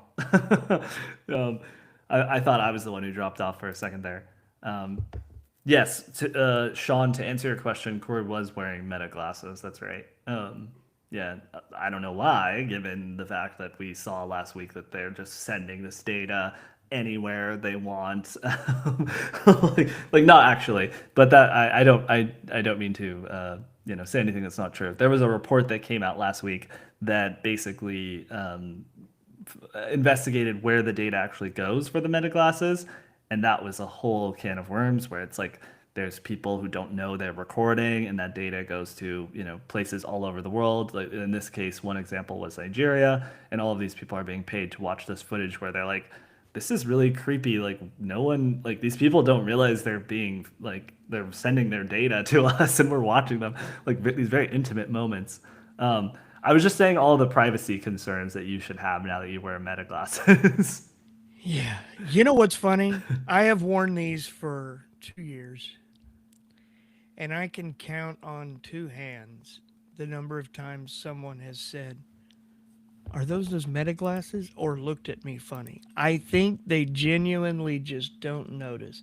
I think the assumption is that these cameras are just black dots on the edge of a pair of Metas. And hat tip for keeping the glare down on them, because that probably is what makes it less annoying. The anti-glare on these came for a fat check to lens crafters, but because the original lenses had some glare, buddy. Good to know. But plus, I needed some vision. Yeah. I still do not. I'd like to add, I was so excited, the morning the Meta displays launched, like I planned, my son and I left work. We were going to buy 2 pairs of them because we had this impression they were just going to be available at every Best Buy in the country. And we got there and we waited in line with other people who were waiting in line too. And we walked in, and the guy at Best Buy was like, why is there a line of people over here standing at the Meta display? He had no idea No Wow. idea. And there were none. And it's still to this day. I do not have a pair of Meta Ray Bans, and I wear these things everywhere I go. I use them. I love them. Uh, I need a set of displays. So hopefully I can sort that out. Maybe while I'm out in San Francisco. I Yeah, maybe I that's may not do coming that while up. I'm out for Yeah. GTC. By the way, just a friendly reminder: if anyone who watches these regularly is going to be there or around there, I'll also be in I'll be in San Jose for the week. I'll be in San Francisco for one night next Thursday. If anybody's around, wants to meet up, grab a coffee or a cold beer or something, holler. Would absolutely love a chance to meet some readers, viewers, whatever the case is, and just chat. Okay, another tool that we shared this week, but I would like to talk about is Paperclip. Oh yeah. Corey, you were the one who was like, I think you should really pay attention to Paperclip, even though I think we featured it last week in the Around the Horn digest. I have a business plan already. I haven't started it yet, but it's I've got a weekend project. Could you tell folks a little bit about this, like, and have you tried it, or what's No, your take on it? Okay, I have cool. not, but it is absolutely a thing I will do before we are live again. Next weekend project. Yeah, Okay. Paperclip is a tool designed to be basically a downloadable open source business in a box.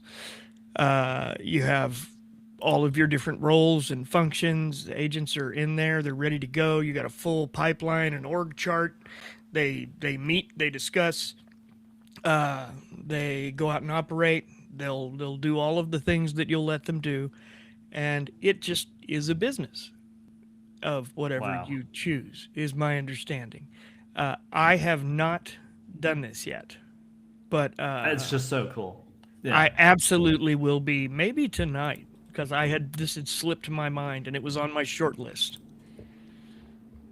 Yeah, well, basically what you could do is you could go to this github.com/paperclip AI/paperclip. Very Uh huh. nice, easy, easy UI URL to remember. And you can just take this to Codex or whatever other tool you use and say like, hey, help me set this up. Yep. And that's pretty much it. And it works with OpenClaw for people who have OpenClaw. It works with Claude Code, Codex, Cursor, all of this stuff. If it can receive a heartbeat, it's hired.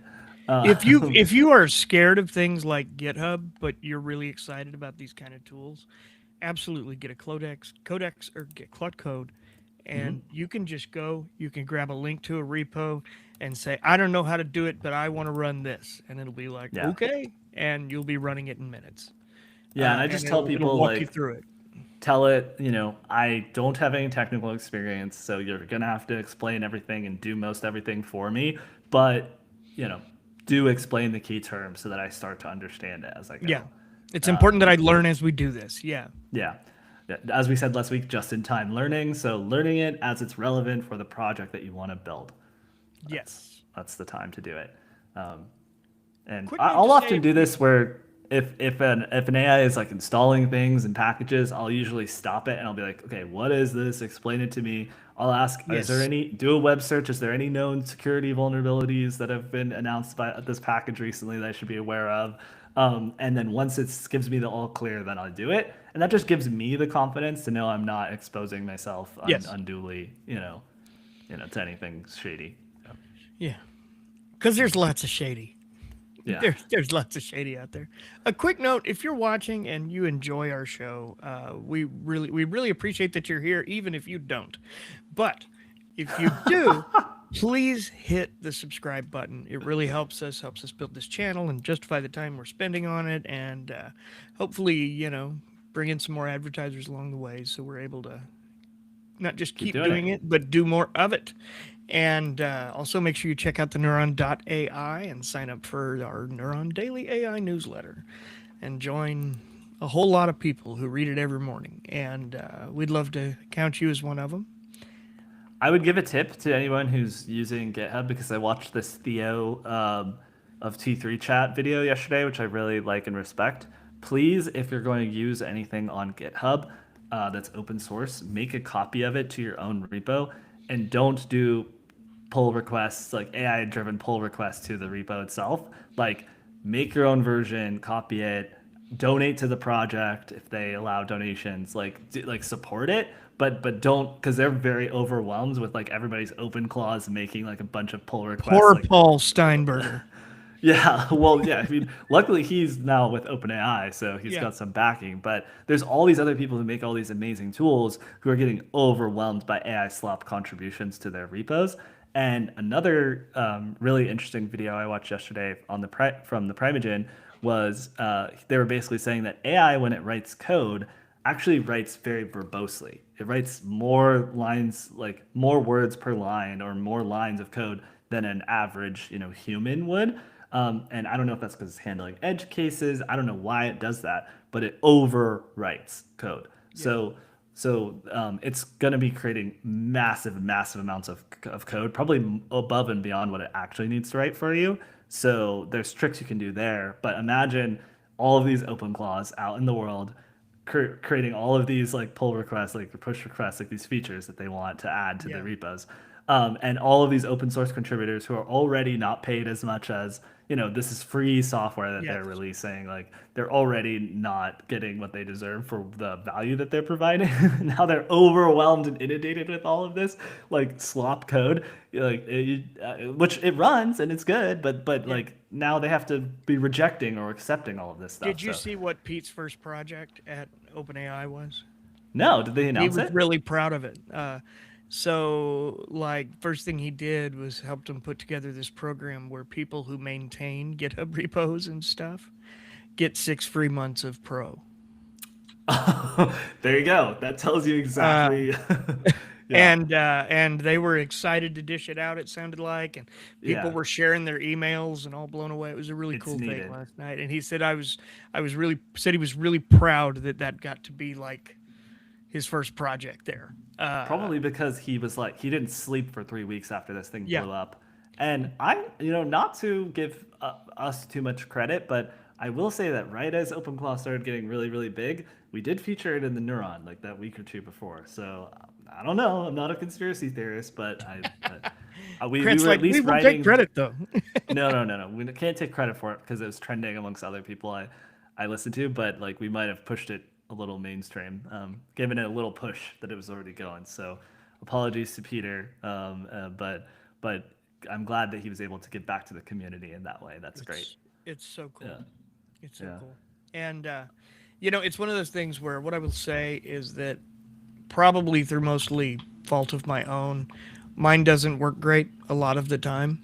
I spend as much time fixing it as I do with it working, but that's largely because I'm learning as I go. And with that said, though, when it does work, it's freaking magic. Like the things it unlocks are such magic that it's worth the headaches. Yeah.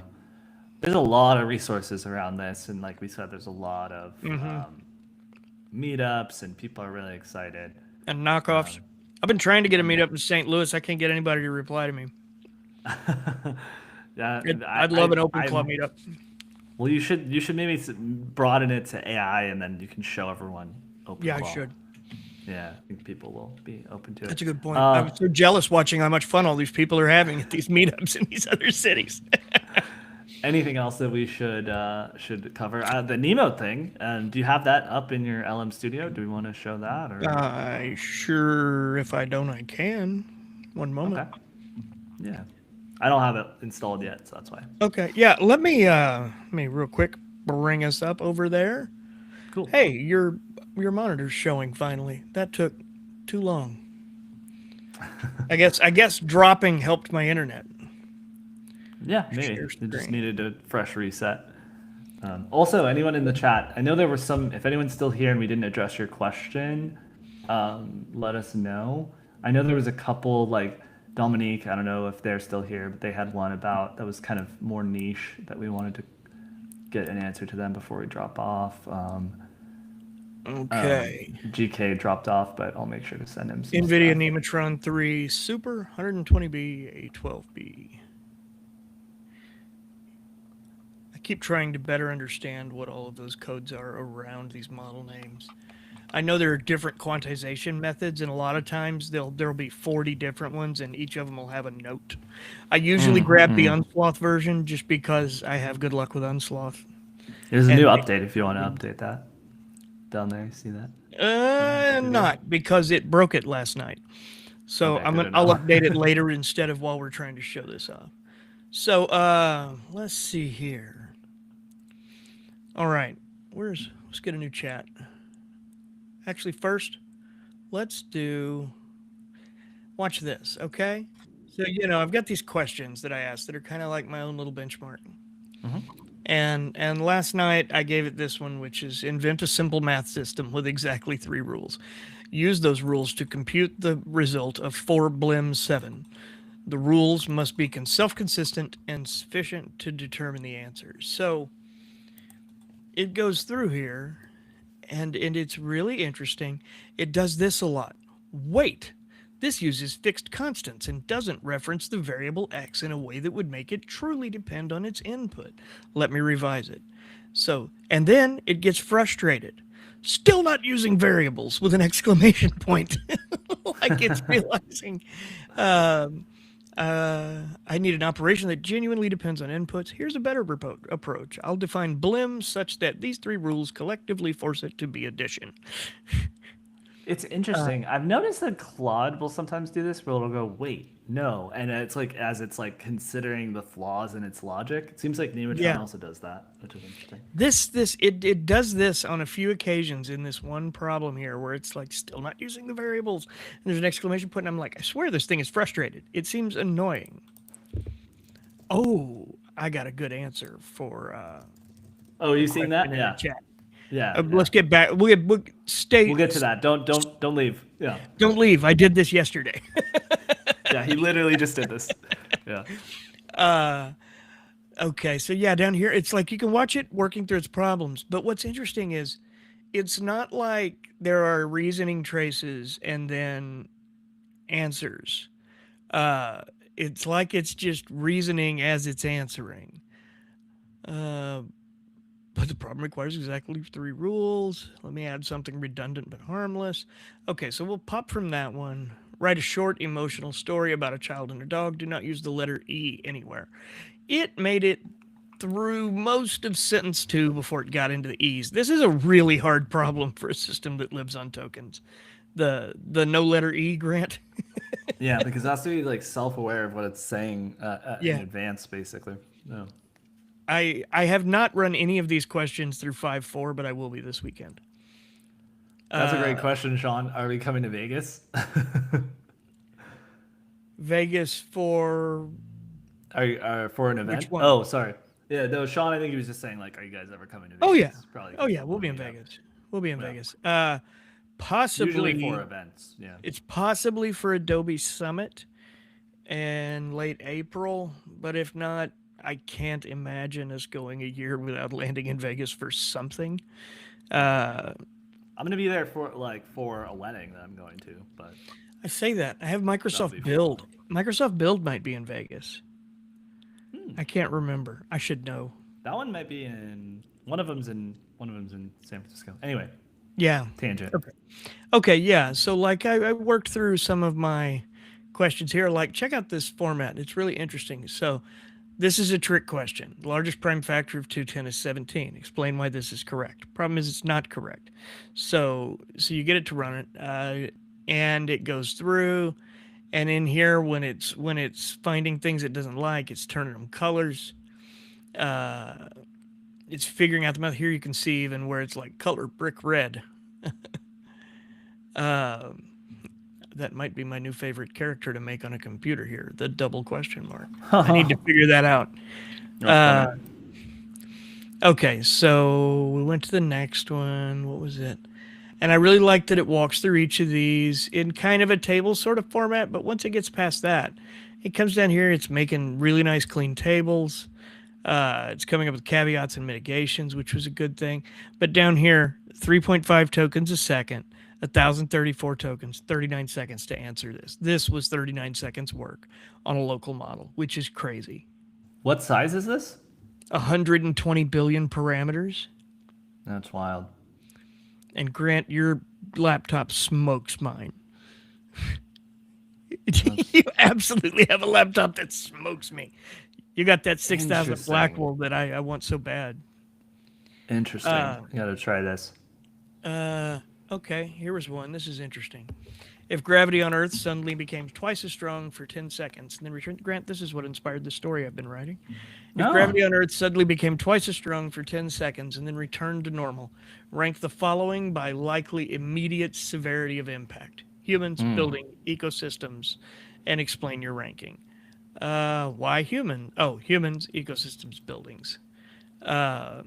Why humans are most severely affected: biological fragility, cardiovascular collapse risk. Like I read through this, and this is a fantastic answer from an especially from an open source model. Yeah, wow. Some of the early Nematron stuff was a little more glitchy. Like, this is very polished. Like, this is a show ready to go thing. And I think what's interesting, that there's an impact this model has that we haven't discussed yet. And that's that the US has been pretty behind in open source for at least 6-8 months. And this is probably since 120B came out from OpenAI, would you say? I would say OpenAI 120B, when that and OSS 20B came out, that was the US's last real open source text model moment, in my opinion. And this, and for people who don't know, China is leading otherwise. Yeah, and fast. So it's really interesting to see a U.S. company back in the mix. You know, the truth is, like, you know, I don't have so much a personal dog in that race, I don't guess, but I think all I know is that an AI competition is good for everyone, because it makes everything, you know, it's robust and except competitors. I mean competition in the form of like the market competition. Like, if there's competitors, it keeps the leaders from stagnating and keeps innovation happening. So, and it's really not good. Competition in like global conflict. That's not good for everybody. But okay, so we're down to just a minute here. I want to, before we leave, I want to answer the question about the bank statements. I don't want to. I can only show you so much, but I'll talk you through what I did here. Let me see how. Okay. There's nothing here that's troublesome, other than some figures that are embarrassing. This would have been a good. This would have been a good ploy to get him to share his bank statement on screen. Yeah, bring your bank statement up, Corey. No. Let's see here. What I would say first and foremost is, if you want to do this as privately as possible, you would run it on LM Studio locally on your computer with a local model, like something like Quen that we talked about earlier, or even the Nematron if you have a computer that can run it. And then whatever Corey's about to tell you. But if your finances require a state-of-the-art frontier model because you're so bad with money that you need the assistance, this is my approach. So what I did here is, this is going to show some of my transactions and stuff, but I don't think there's any like identifying numbers or anything. I came in the other night. I went to my bank account. And obviously, for security reasons, there are a number of reasons you probably shouldn't do this, but know that occasionally I do those things anyway. I went and I downloaded my last 90 days of transactions, and I came over and I was like, here's this file. I'm not good with money. I'm trying to figure out, you know, we're a little tight right now. Something has happened. You know, just give it a little context, whatever the case is for you. And be like, analyze these, tell me where I can cut gently, tell me where I could cut harshly, tell me what I can do to make some changes. And it went through really well. It found them all. It put them into buckets. It came back with questions about some transactions, like, I don't know what this is. Like it had my rent and just random cash transfers, and it's like I don't know why you cash transfer this much money in a month. It doesn't make sense. And I was like, no, no, no, no, no. 80% of that is my rent, and Yeah. so you have to go through and clarify some things. Mostly, not Yeah. because of the fault of AI, but because of the fault of the banking system and the way it runs transactions. Like quite often, a transaction will Mm. be some name you've never heard of, but it's something you absolutely did, and it's hard to check. Yeah, that's so annoying. Like when you go to a gas station and it's like Yeah. Philadelphia, Tent Poles Incorporated, and it's like that's because that's like the company that runs the gas station, but it was Chevron. Yes. Like, Yes. no. The good thing to know is in that those records, your account number is removed. You can always open the spreadsheet and look at it, and if there's anything that makes you uncomfortable, you can delete columns before you drop it into there. And I absolutely recommend doing that because you want to at least know what you're putting in it. And but it came back with a lot of really solid advice, and I can now just talk to it about my bank account every day and be like, hey, here's updated transactions for the day. I'm gonna I've got level 3 days this up. left. What can I do? I'm gonna level this up one more level as well. Like if you Oh, want to be good. really lazy. So once you've done that, like you've given it your 90-day Bank portfolio, MCP. um, what you can bank MCP. Well, I don't know. I've actually never done this. I don't know if Chase gives like if you use a company like let's say Wealthfront or another company that uses your bank account. What's the one that Zelle? Like I don't know if Yeah. Zelle has API access to Chase and like no one else does. I don't know how this works, but let's say you have a bank Venmo. account, Yeah. um, and you could connect an API to it. Okay, then you could potentially get your bank statements every month autonomously. But let's say in a world like where that's not possible, you do have to download it once every month. But then once you have it downloaded, you download it to the same folder. Then what you do is you tell your agent like, hey, every day on the 15th or the 30th or whatever, you set an automation that recurs. It goes to that folder, reads the most recent bank statement, then it uploads it to a spreadsheet and automatically sorts income and expenses. And then you can look at that and you can hook a dashboard up to that. And then you basically have made your own like QuickBooks essentially, Yeah. like where you can like keep track of everything and you can then Pause and think about iteratively what that sentence means for just a moment there. SaaS But apocalypse.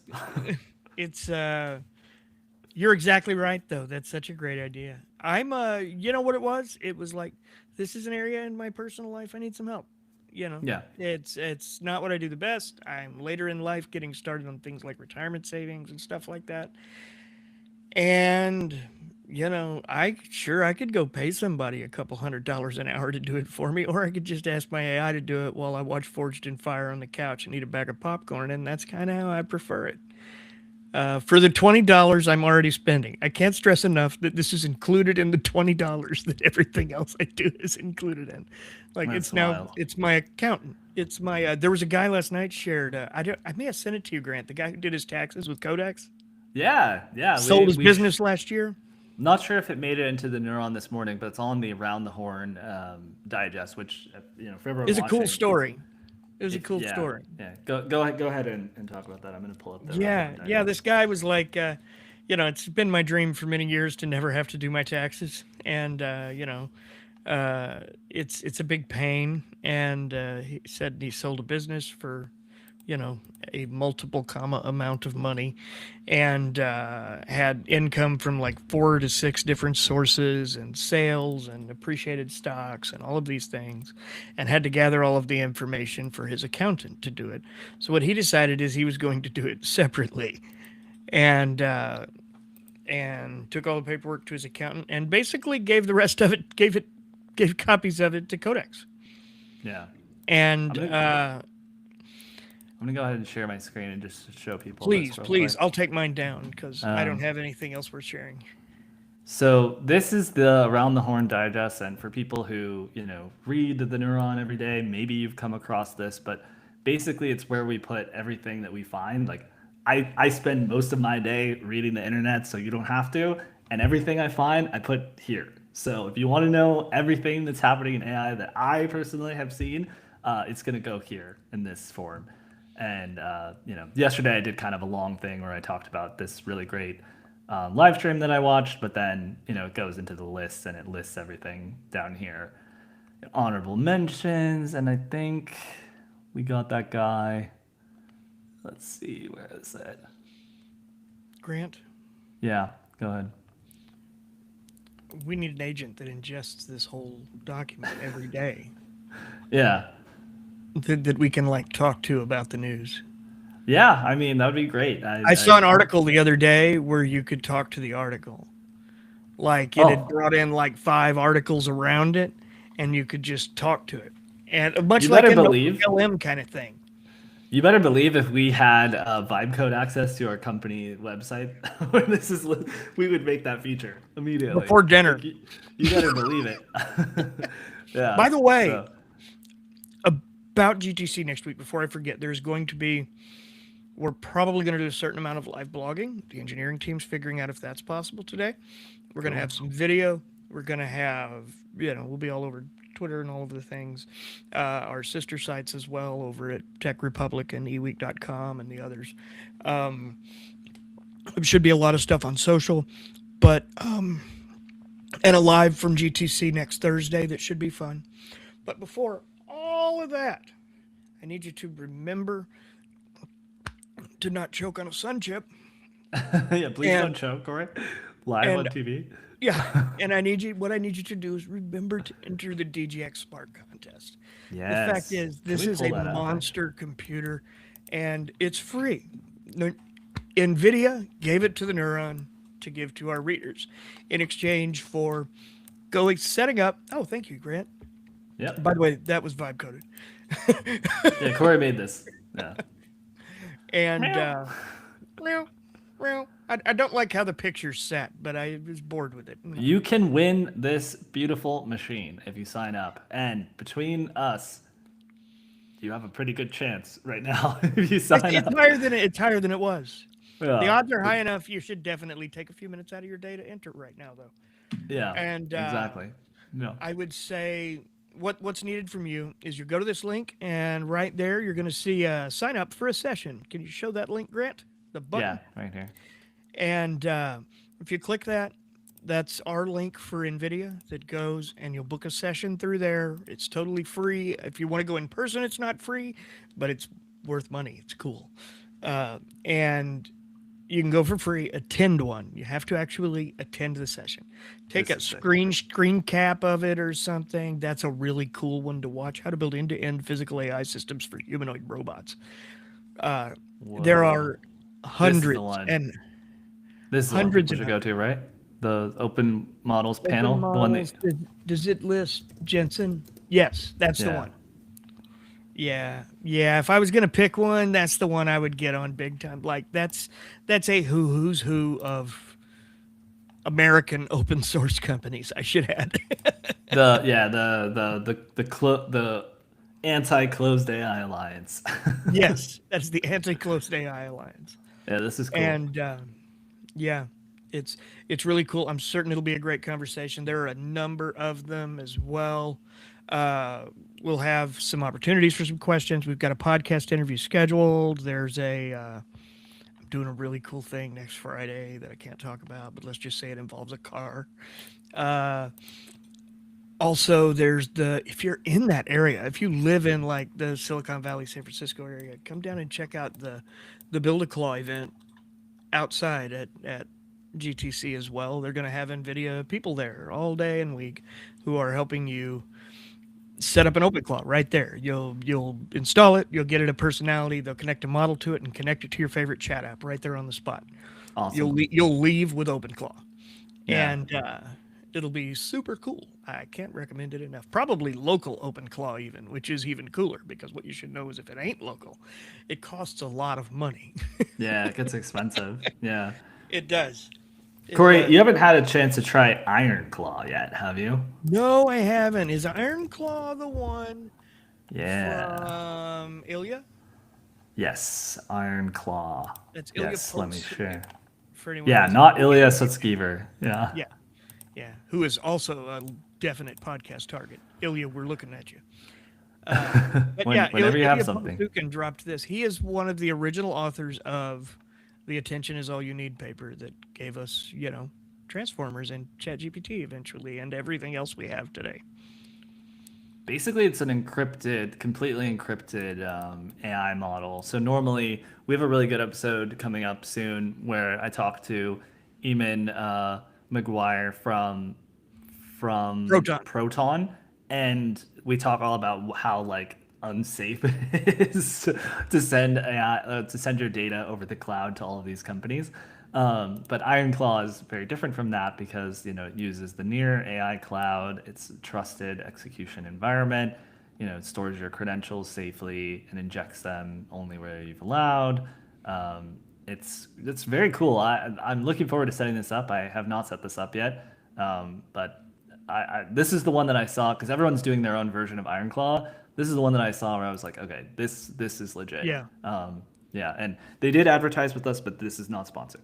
I saw this, thought it was cool before they sponsored us, and then I think they got a lot of traffic from us sharing I didn't it. even know they sponsored us. Yeah, they sponsored us, but this is not an ad, no free ads. But I just thought it was cool, and I think that led to them wanting to work with us. So, Yeah, and there are a number of other ones. We need to. We'll one of these days we'll do an episode on all the claws because, my you can look at God, the are there? repo. Yeah, There are there's so a lot many- of claws. Yeah. We've got someone who's been we've been talking about bringing on who's built a secure claw as well, and I can't. What up? What up, Lord? I don't know how to pronounce that. Salchi Papa. I like it. Lord Salty Papa. What did you? Yeah. I'm sorry. Are You were mostly talking using- to someone in the chat. I couldn't Yeah, my understand bad. you. You thought I called you Salty Papa? I thought you called me Lord Salty Papa, and I was like, "What?" Look, Corey, we have a professional relationship. All right, I would Yeah. not jeopardize that with that adorable of a nickname. Are you mostly using Claude Code for building agents? So, I personally use a mix of Claude Code, Gemini, and Codex, but it depends on your definition of agent. So, what type of agent do you want to use? Kilo Code or Ru Code as alternatives that allow you to use more than just one family of models. Yeah, you could totally do that. There's Yeah. also OpenCode. OpenCode is like an open Claude Code tool that's pretty Yeah. cool. What's your Yeah. take, Corey? Yeah, basically my take is these are all really good, and there are so many options right now. Do what works for you. If you if you want the simplicity of just connected to your account, Codex, Claude Code are both great options. If you want that flexibility, you can absolutely lean into some of those. Like more open source alternatives that'll let you access a lot more. Like I use, I'm doing mine in OpenClaw where I can use pretty much any model I want. My OpenClaw runs on Inception's Mercury 2 diffusion LLM right now, and it's Yeah, been that's great. awesome. It's honestly like what happened is I ran out of API tokens, and I just told myself I'm not buying any more tokens this month. I'm stopping. I have to stop buying tokens. It's like coffee, and in doing so, I just That's funny. switched it all to Mercury 2 and said roll with it. And there's only a couple of areas where I haven't been like really impressed. Most everything has been impressive. I've spent like $5 in 2 weeks now. I mean, it's ridiculous. But it's That's been fair. good to me. Okay, so Lord Salchi Papa says, I just discovered your newsletter and got a little overwhelmed. What I'm trying to do is build my own agents for sales, mostly for prospecting and research, especially identifying fake LinkedIns. Yeah, that's really useful. You want to use a tool that gives you the most access to LinkedIn. So what would be the Grant, tool how that would you do it? I took the last how would you do it. I'm passing this one to you. Yeah. Where would you start? Probably I would use Copilot for this because Microsoft owns Copilot. Microsoft owns LinkedIn. And actually, there was a use case for something similar to this that Callie showed you, right, Corey? That was like Yeah. using LinkedIn, using Copilot to navigate LinkedIn. So there's some inherent advantage there. The way that Copilot does it is they use their Copilot Studio tool. You could potentially use their cloud model if you're You could use their building agents. a custom. Yeah, yeah. Yeah, And with their agents, you have access to Microsoft's open source models, you have access to OpenAI's models, you have access to Anthropic's Claude models. I mean, like they're all right there in one suite. The truth is, I Yeah. still firmly believe Codex gets a bad rep. I think it's a really great tool for the money. Now, I don't like have to work in it all day, every day for my job or anything, so I'm certain there are frustration points. Yeah. But like if I was a person who was maybe a little tight on cash and wanted access to a few things and didn't want to buy 3 subscriptions, like if Anthropic or OpenAI drop a brand new model, it's on Microsoft that day. Like they have coordinated launches with both of them. I think that's actually a pretty good approach. So he's saying in the chat, I started with one simple one that connects to Apollo MCP. I find the account, and then through Claude Code, it opens the browser, goes through each LinkedIn profile, and rules it out if they have 0 posts. I mean, that sounds pretty good to me. That is. I guess, like, if that's working for you, do that. I guess the question is, Where does it put them? Are you and are you trying to find efficiencies in that system? Are you trying to are you trying to not spend as much on over the API? Like, what are your limitations with that approach currently? Yeah, let us know. Yeah, there's a whole lot of scraping tools like that. Like there's Firecrawl, there's other ones that I can't think of right now. Firecrawl just released something recently, so that's why I'm thinking of them. But being able to use, you could use the Codex browser. What was the browser that Vercel just released? Agent browser? Agent browser. Yeah. It's a headless browser. It runs entirely in the CLI, so it can use it without ever going to a website, and means it pulls down a lot less trash. Yeah, so if you're trying to save costs, you might want to use the agent browser from Vercel. That's probably a good tool for this. It runs over Playwright, I believe. Okay. Is supposed to be better. I know a lot of people don't like Playwright, but it's kind of been the tool But it uses Playwright, I guess? Is that I had to have Playwright installed for it to work. Oh, interesting. So it's like a better Playwright, I guess. Yeah, and I think it's kind of an upgrade to it of sorts. I don't know. Vercel's done a lot with skills, like skills.sh is a Vercel website, you know, and they're really good at stuff like that. We know a few people on that team, and I can't stress enough how smart they are and like really legitimately passionate about what they're doing. There's Actually, Sierra. let's look on there and let's see if there's a skill related to this. Oh my God, a sales skill. Yeah. No, you're fine, man. Don't apologize at all. That's what we're here for. We're, the most fun we have is talking through ideas with people. We love this. So the website that I'm on right now, I'll share it with the production team to share with you. Is find one of these you like and drop that bad boy in your Claude skills.sh. Yeah, skills.sh is the website. It's through Vercel. You got to be careful though. I would look at the number of installs, because I have heard that some of these can contain malicious information. Click on one and open it, Grant, I'll show you something too. I'll show you how to check. Okay. Let's click the first one. Yep. If you scroll down over on the right, up a little more, right there, security audits. See the green pass buttons? Look for that. Okay, that's a really good tip. Yeah. They've basically, this and ClawHub is the same way now. It's got multiple security companies that scan every skill. And this has a lot of stars as well. Yeah. You're looking for a lot of downloads and installs and stars. If you see a lot of installs and like 30 stars, that's not a good sign. If there's, like 2,000 installs and 30 stars. But if you see 1,000 installs and 300 or 400 stars, that's really good. So that's not necessarily what you're looking for. Basically, if you don't find something, see that one says warned, by the way, in the security audits. Sorry, I didn't mean to interrupt you. No, that's really good. The next level is red. Warn is not necessarily bad. You can click on it and it'll tell you what that warning is as well. And if you don't know, you're not comfortable with it, copy that stuff, throw it into your Claude, throw it into your chat. Corey, we're gonna write about this. If OpenAI didn't launch their like Claude or their OpenClaw version today, like we're writing about this, because I think this is something people need to know. Yeah. This is big. Yeah. Checking on that. Third-party Old walleye. content exposure detected. Twitter. Yeah. Okay. This is good. So watch out. So like maybe this is a risk that's acceptable for you, but if not, you definitely want to check into that. Yeah, and that's a risk that's acceptable to you is important. Like if you've got a computer that's not loaded full of all your passwords and your bank information and your social security number in text documents, tagged as a social security number, for example, or stuff like that, LinkedIn Sales Navigator alternative. This is actually, that's probably exactly what he wants. You are an expert. LinkedIn Sales Navigator is money.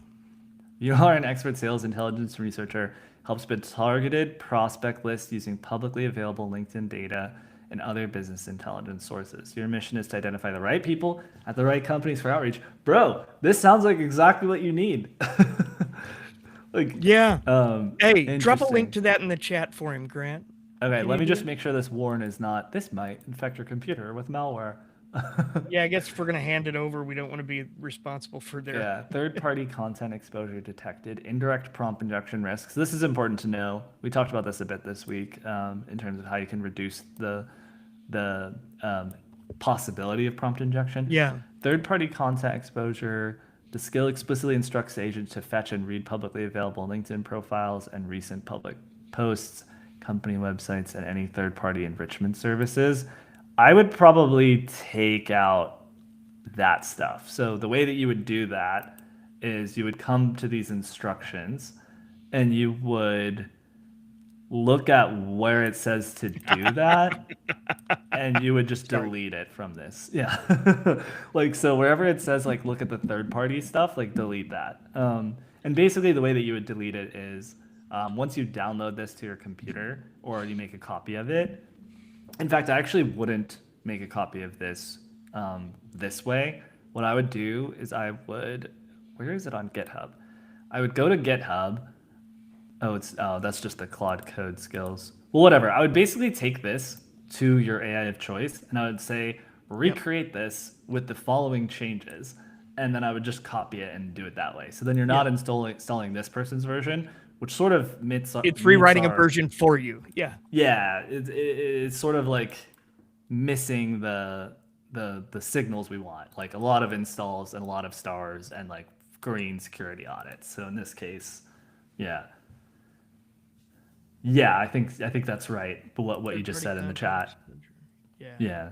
So yeah, I would just be very careful with this, but like this is kind of like what you're looking for. By the way, we just got a note in the chat here. I don't know if you saw it, Grant, asking if we can write robotics once a week, please. Do you want to answer that? Yeah. First off, we love robotics. We are both robot nerds, and we welcome all robots to come join us on our show anytime they like. And with that, we cover the physical AI angle of it quite a bit. I say quite a bit, some. I'll be at a physical AI panel at GTC next Thursday as well, so we'll have some interesting stuff there where I'm talking with some founders from a number of different ones, and I'm trying to set up an interview right now, or someone's trying to set me up an interview with, I don't know if you saw the video of the laser firing GPU tractor last week that Nvidia is responsible for with Terra Robotics, but hopefully we'll get to talk to them as well. In addition, I can't say they're spinning up a newsletter sister to us that's robotics based, but there's definitely an interest within the company of getting into more robotics coverage and finding ways to do that.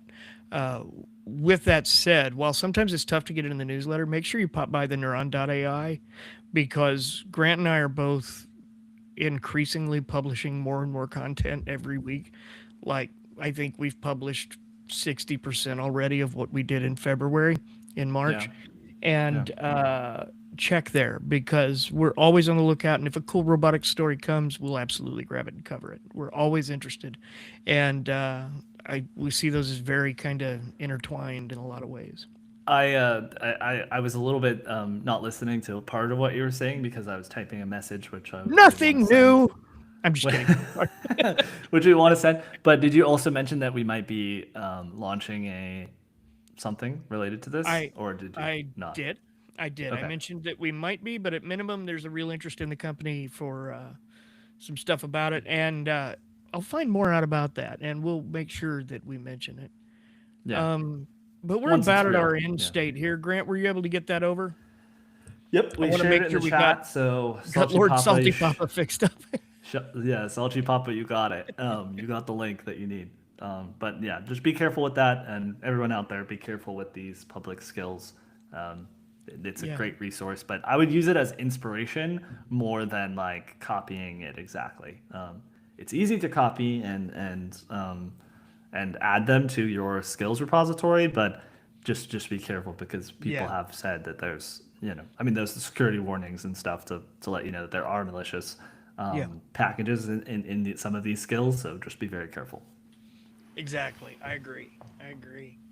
Well, thank you all so much. It's been an absolute blast. Please subscribe to the channel, subscribe to the newsletter, go sign up for the Nvidia giveaway and get you a free DGX Spark so that Yep. Grant and I know who it is that we have to be sad got the computer instead of us. And We should have them on the live stream, and then they should train a model live with us instructing them. That'd be fun. well, we'll have a lot of special stuff next week, so stay tuned and keep an eye on the newsletter because that's where Grant's telling everybody what's happening and what's kicking. And we'll have some additional new stuff coming as far as our schedule and the number of lives a week maybe could increase soon with some different times a day, maybe different days, all kinds of fun stuff. But not until after GTC. And but in the meantime, thank you so much for watching. We sure appreciate you. Farewell for now, humans.